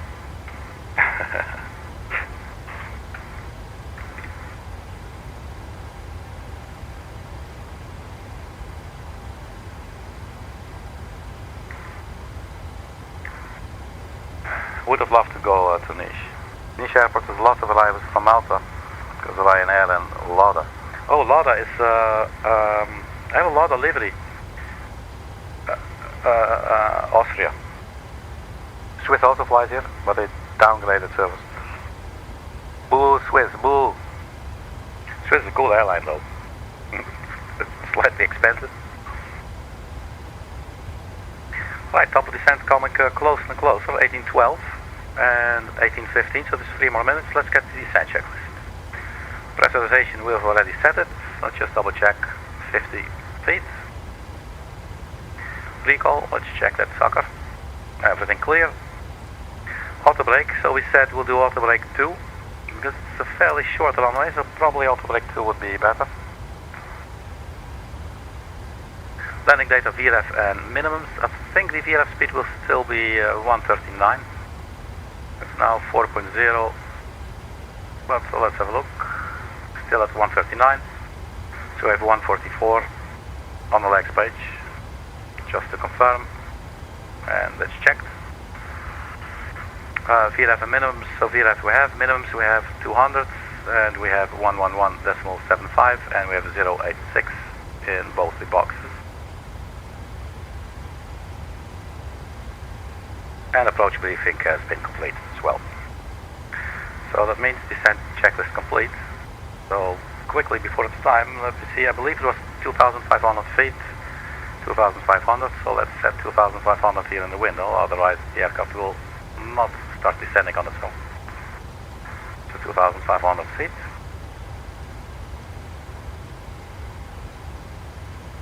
Check. And weather-wise, there's nothing else to check right now. 1750, so we do not have a new weather report yet. So we're currently going for 1019. So that means we have all the data that we need. So we're good to descend. 2017, A220s flew here. Now it's just the A320-200. The A220 that flew here had a special livery. Cool. It was super cool to spot because it came in every day. That's so cool. Thanks for the information. That's nice. Can you tell me anything about that livery? What was, I don't know, like special about it? What stood out? I recently saw 767-300 in Niš. It was the biggest plane that flew at our airport in a while. Only big planes. Ilyushin 76. Man, that is so freaking cool, man. Ilyushin, oh my god. That is damn cool. Wow. 767-300 was a freighter, flew to Istanbul. Cool, man. Yeah, Niš, I've flown there. The ILS at Niš is 5 degrees off, I believe. Am I correct? When you're landing towards the west.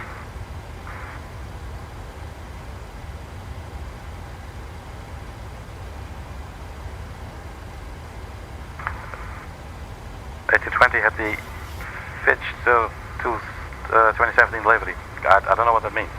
I'll screenshot it and have a look at that later. It was the only Swiss A220 that flew here. Cool, man. Say hi to the people of Niš from me.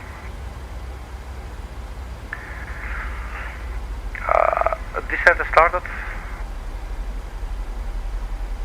Let's zoom out a little. We're on our way to Papa Oscar Lima. VOR.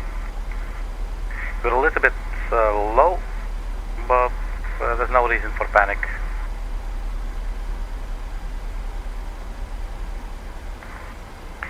We're good as we are. Yeah, I would have loved to go to Niš, but let's just say that some turbulence messed all that up.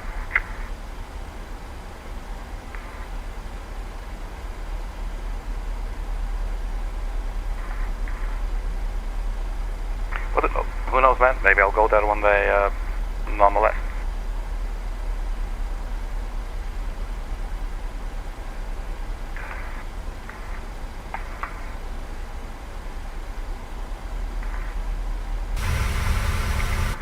Cool, so descent has started, so let me start the recording Sky Dolly. It's a little bit early, but I just do it like every time I start descending, just so I have one fixed point where I do it, just so I don't forget. And the Niš airport is half military, so lots of Air Force aircraft here. Cool, MiGs, man. MiG-39, Antonov, AN-26, lots of helicopters from back in the day and new ones purchased. Cool, Night Hawk. Newest aircraft delivered to the Air Force will be Dassault Rafales, 12 of them. I'm not familiar with lots of military aircraft. I was when I was a kid, but that's long ago.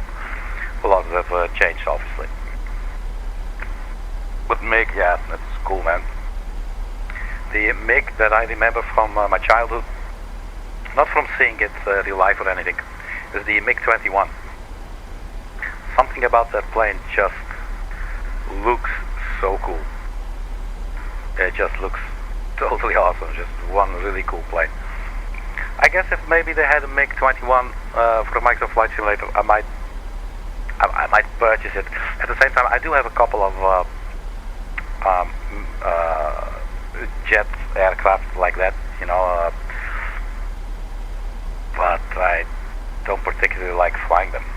It's just really weird.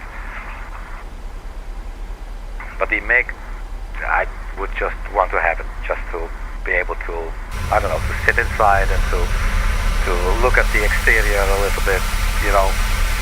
But these military jets, man, they're something else. That everything is in different places. It's totally different.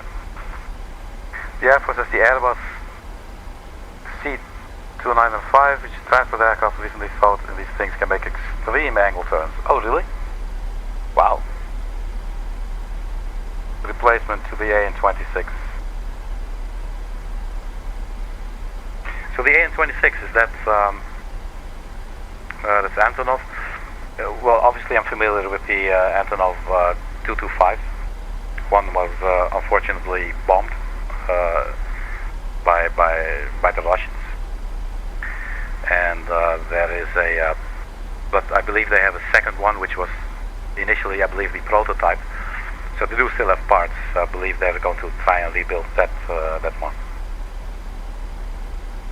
So we used to have AN-26s as light bombers to fit some smaller bombs onto the AN-26. They used that. Wow. Yeah, man, you guys have had some shitty times, man. Some like 20 odd years ago, what was it? Yeah.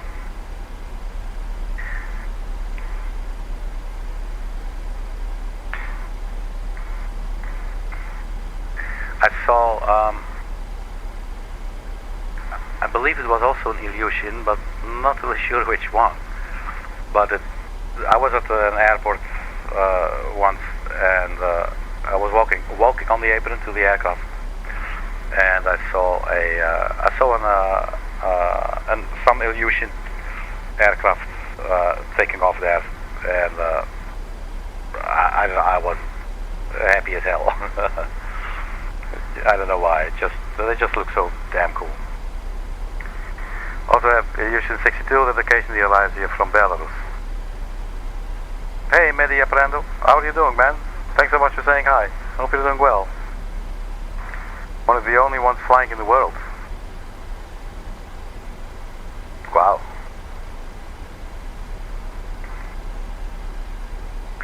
Yeah, you know, a couple of years ago, you could purchase the, I think you still can actually, the Antonov 225, and all, like 100% of the, they say, 100% of the sales would go to the Antonov team to rebuild the Antonov back, the 225. I purchased it. It's hard for me to fly. I've never flown it on the channel, might never do, but it is one damn cool aircraft, man.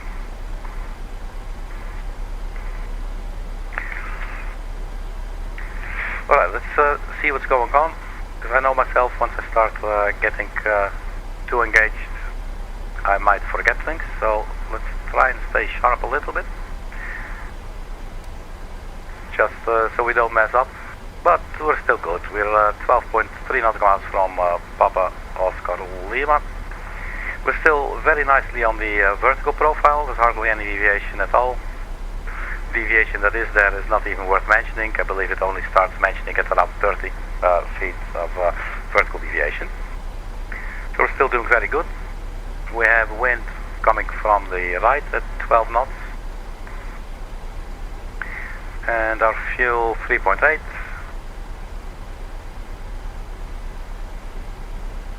Expect to land with 3.5. Let's check the final approach speed, 139. That hasn't changed yet. So the time is 18:23. So 3 minutes ago a new weather report was issued. Basically what we want to know is the winds and the QNH. But since it's PMDG, we'll get the weather report 10 minutes after the fact, so around 18:30. Super sad the AN-225 is destroyed. Absolutely, absolutely. Currently doing a 737 flight from Belgrade to Pula in Croatia. Because my friend lives, those are the best reasons, man. I can totally relate to that, Nighthawk. Oh, you had to abandon the Cairo flight from earlier. Why? I mean, you had to abandon because you wanted to fly to your friend's location, or was there another reason? If you want to disclose, it's none of my business. But I'm just making talk. But it's always cool to fly to two locations that mean something to you. I do both. I definitely do, like personal flights, if you will. Absolutely do that, have done that, and will probably keep on doing it. At the same time, sometimes I do most of the times I will do totally random flights, just whatever feels okay. Like we're doing today, for instance.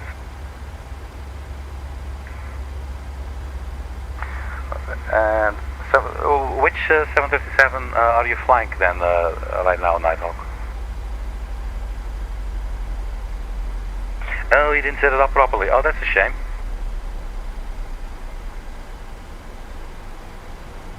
Well, today, this flight, we were cleared, cleared, we're flying offline, but our OFP said that we had runway 03, I believe. But then, just after we pushed back, the wind changed, and I saw a plane land in the opposite direction, so we had to set up for a different runway for departure. We had something similar, but we were able to quickly change all that about. 737-600, 600, sweet, I like that. I have it as well, by PMDG. Imported from Microsoft Flight Simulator 2020. Oh, you're at 2024. Cool.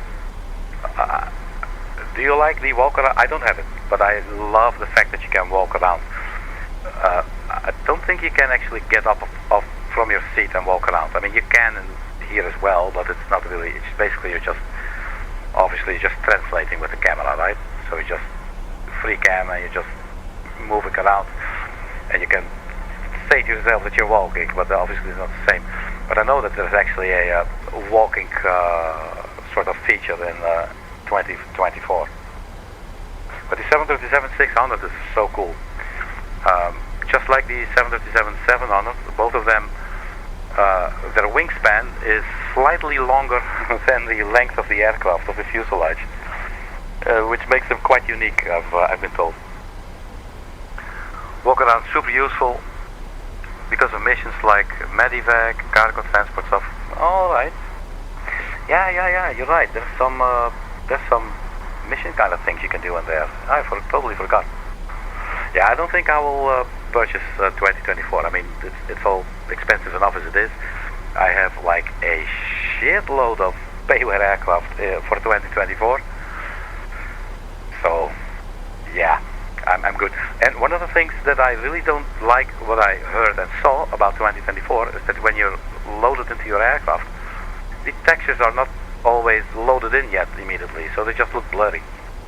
And that to me is just unacceptable. Right, we have some cloud coverage coming up there. The weather report said that 4,200 will be overcast. 4,100.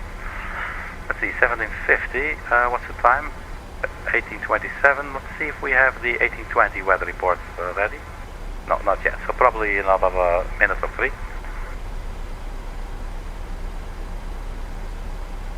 So on our way to Whiskey Alpha Lima. Barrels, we'll take a right turn to Teapot and then to the waypoint that we added, which is at 50 nautical miles from the localizer. Take a left turn there and then we'll set this sucker down. For now it's 17,400. The time is 1827.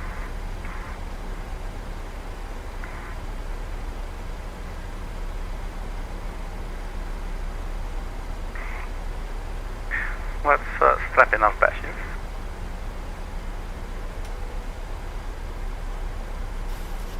Ladies and gentlemen, from the flight deck, this is your captain speaking. As you may have noticed, we have started our descent, so please return to your seats and make sure that your seatbelts are securely fastened. The cabin crew will come and check if everybody's fastened their seatbelts correctly. We expect to touch down at Liverpool Airport in approximately 15 minutes. The temperature will be 17 degrees centigrade. There will be a little bit of wind and it will be a little bit overcast today. But we are expecting a very smooth landing. On behalf of Scandinavian Airlines, the entire crew, thank you for your attention. Alright, so we got the cabin crew, the cabin announcements out of the way. Let's see, lots of bugs. Driver timeouts. A nightmare to install. Oh man, I'm so sorry to hear. Many of the planes are just slapped with an MSFS 2024 sticker, but they're just the Asobo aircraft. Okay. Nightmare to download no matter the time. On launch it was buggy, currently it's buggy. New update release just now, people already can't get... Yeah. I don't know what these guys are doing, man. At the same time, it's weird, right? I mean, at the same time, I mean, look at this. They're making a really cool simulator. And at the same time, they sort of seem to... I don't know. Maybe they're just really spoiled. I don't know. You know, like we allow ourselves to spend money on things that are not quite necessary for, you know, for survival, for living, you know. It's just like entertainment, you know. And I'm not saying that entertainment might not have a very significant meaning to a human, you know. Entertainment is also part of our lives, you know. It's time when you can create some distance and therefore engage maybe in some reflection, you know, which could help you get further. But at the same time, I don't know, sometimes I'm thinking we're just like so freaky spoiled, you know.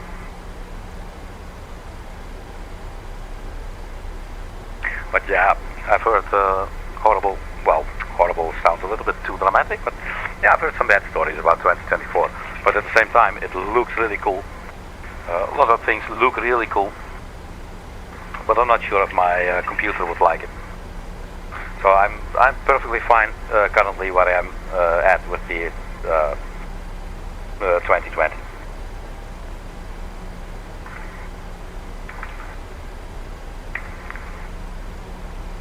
If you have both simulated, it stores their community folders in one big folder, so it's not separate. It still doesn't pay back the mental struggle of reinstalling afterwards. Yeah. Yeah, that makes sense. Alright, let's have a look at what's going on here. Just before I start getting too chatty. Whiskey Alpha Lima. 11,000. Let's turn on the APU. That's starting up.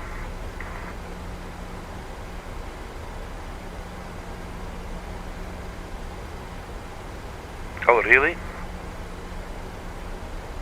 That's brutal.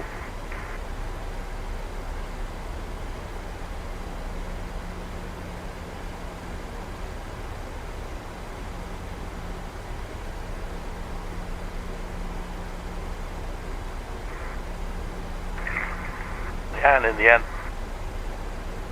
it's not even Microsoft actually, I think it's Asobo, right?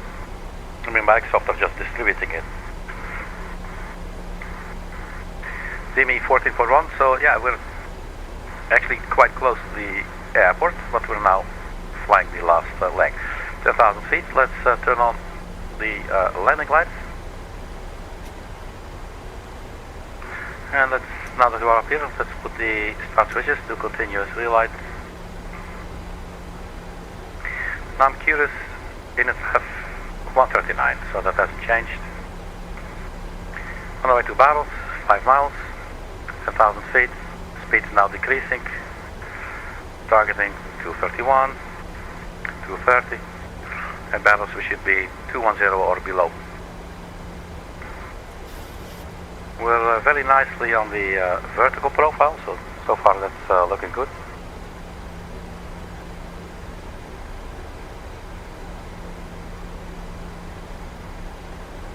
If we're telling the truth, we would say they're a horrible company with bad planning. They end up telling people to reach. Yeah, it's insane. I mean, look, they're not cheap products, right? They're not cheap. the Flight Simulator 2020 that I'm using is the medium. They're not cheap, so I don't think it's very unfair to demand a certain level of quality and commitment, right?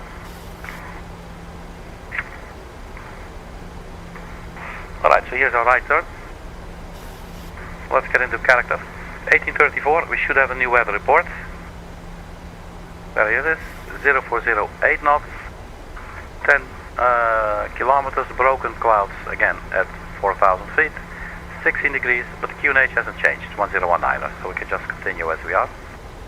Let's get rid of the sunshade. And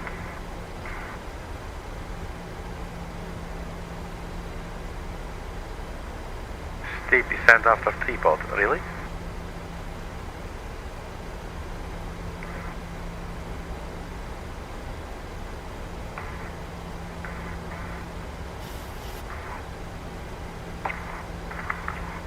Well, let's go set this sucker down, man.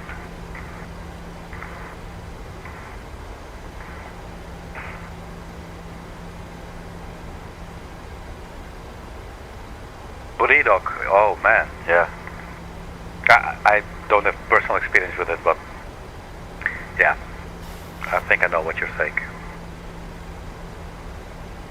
Well, let's keep a look at our speed, 210 knots. Steep descent after teapot, sure, okay, thank you.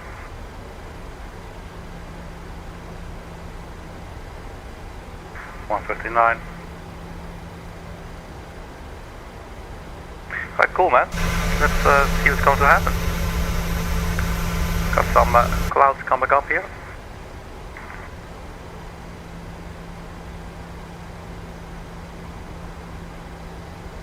The Swiss 001 debunked how horrible these companies are. Oh really? Wow. Some other terrible producers in the marketplace. 4 simmers. Yeah, and I believe that what was his name? Captain Sim or something? I believe that in the past he actually was quite good, and then now he's just copying. If you purchase a, I believe it's Captain Sim, so like you purchase a certain aircraft, you just get a 747. You actually might purchase an aircraft with 2 engines, and it's displaying 4 engines here, you know? Stuff like that. That's just cheapness beyond all possible recognition.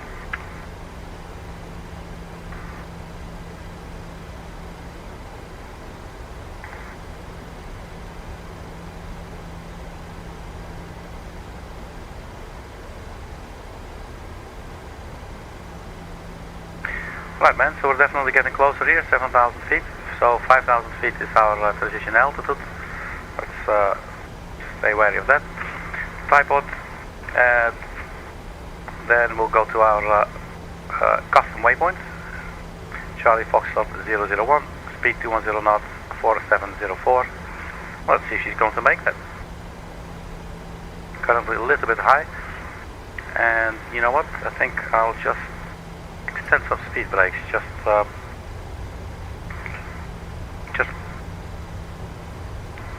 see if we can prevent anything nasty from happening.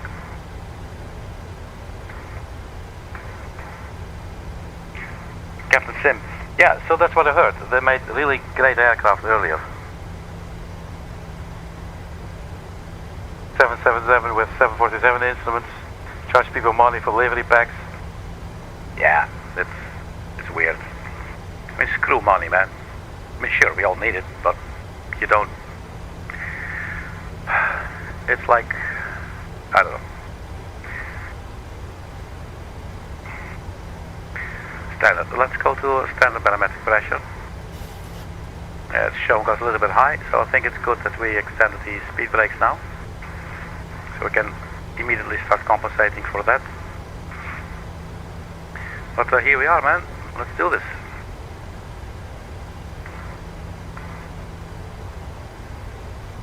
We may need a little bit. I'm not sure if we really need it now, but let's just do it nonetheless. Some anti-icing. And let's turn on the localizer. Localizer captured.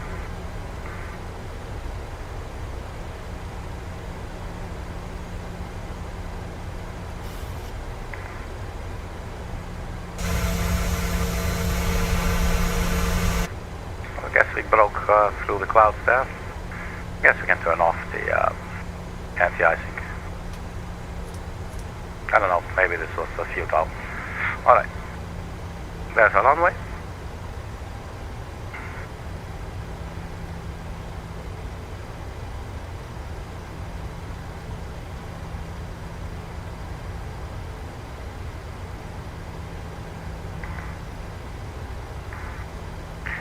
Well, let's go set this baby down, man. Final check here, the left speed 138. Drag required as well. Let's go flaps 1, see if we can get away with that.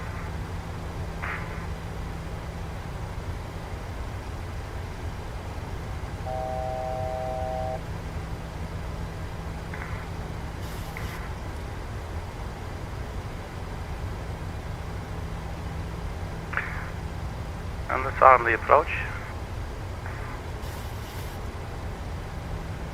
Flight slope capture.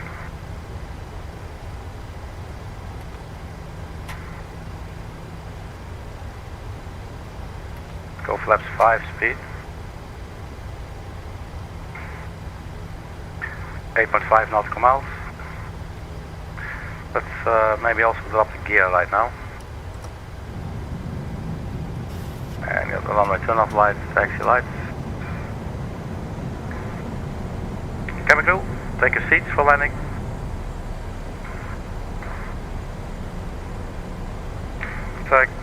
Retract the speed brakes. Arm them.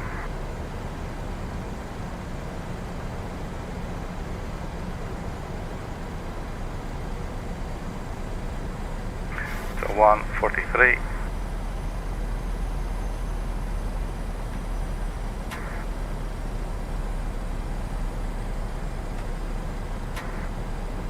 Flaps 15.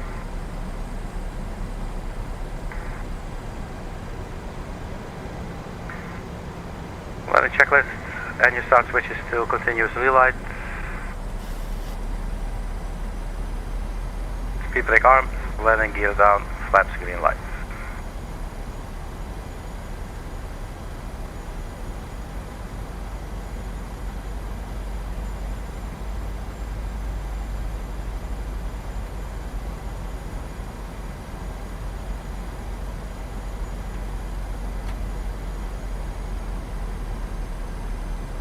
Flaps 25. Let's go flaps 30.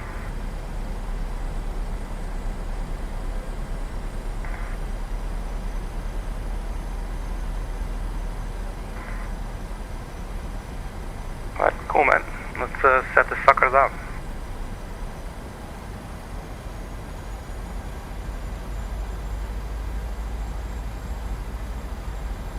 Landing gear down, flaps green light with flaps 30.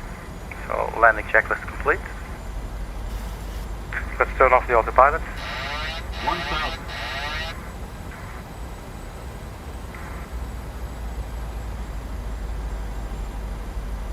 And let's get this baby to Liverpool.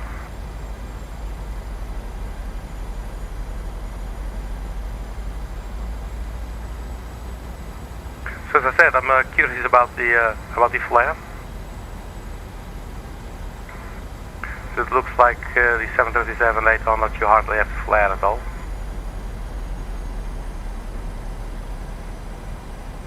But as I said, this is only my 5th flight, so 500. we'll see how it's going to go down.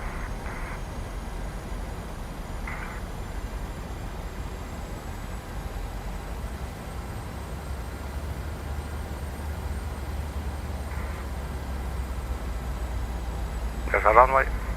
Plus 100. Minimums. Continue.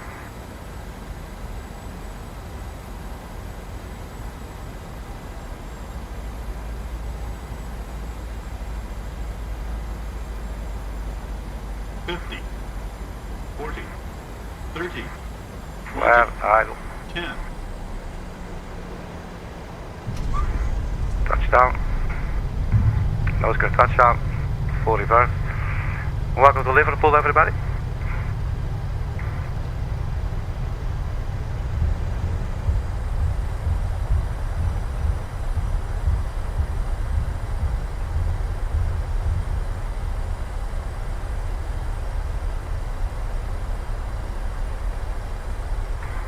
Fixing off, flaps idle. Flaps up. Feedback retracted.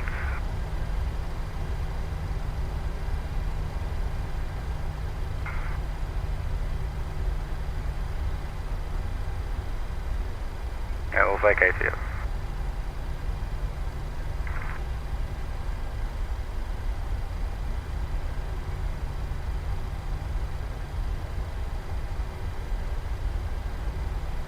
So landed a little bit to the left of the center line.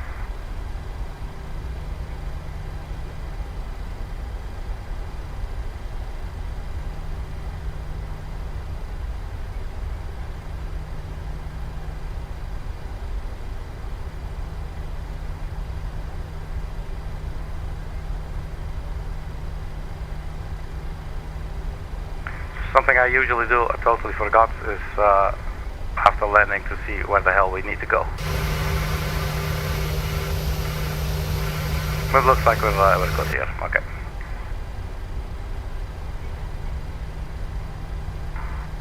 This morning checked the marketplace that is built in, realized just how little creators care about experience they give and not just money. Yeah, you know, and if you think about the fly-by-wire team, you know, they create the A320, A32NX and the A380 totally free of charge. These people are doing it out of love for aviation and for, you know, for stimulating it. That is so unbelievably cool. You know, that these people just, they put some time in that, some effort. They actually had some real pilots come in and test and give some feedback and everything. They don't want money, you know. It's. I'm not saying they're crazy. I'm saying they're gods. they're sweet, you know. All right, let's see. Let's just take a ride here, I guess. Just watch our ground speed a little bit. Before we take the stern, there's a Wizz Air. There's another Wizz Air. We got a Ryanair here to our right.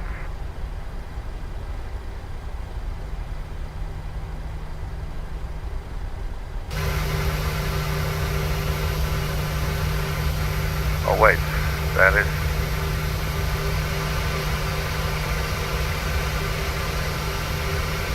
I think we can take this one here to the left. I'm not quite sure. Looks like it. There you go. Keep it all and go.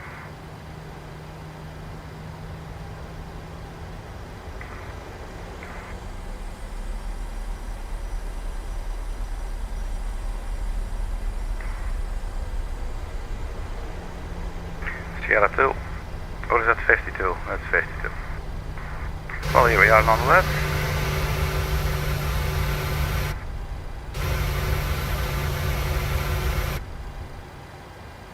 Alright, wheel stop. Parking brake set. And here we are, man. With Scandinavian Airlines livery. And welcome to Liverpool, everybody. Looks like we made it in one piece. Wasn't the greatest landing, but also wasn't the worst. Nonetheless, it was an interesting experience. And yeah, I'm pretty happy to be flying the 737-800. This was the 5th flight. Sometimes people should realize it's better to have a company that makes bad aircraft but cares about people rather than a company that makes good aircraft but only cares about, yeah. I see where you're going. Me personally, I'm not very capitalistic minded at all. I'm not very commercially minded and everything. I guess there's nothing wrong with making money, but yeah, it should be, you know,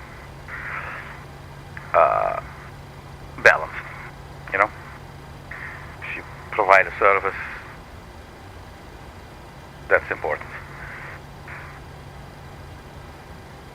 But here we are, current fuel 3.3. Well, cool, man. That's it for me. I will now quickly start to edit a landing replay, and I will upload that so we can all have a look at the landing replay. It's always cool. Guys, I would like to thank you very much for checking. It is so appreciated, and today we got some more subscribers. So my sincere thanks for that and appreciation. Thank you so much. It is so sweet of you guys. And yeah, thanks for flying with me and for hanging out. Nighthawk, you had some really interesting things to share. So thank you for that. And dober dan. Have a good day.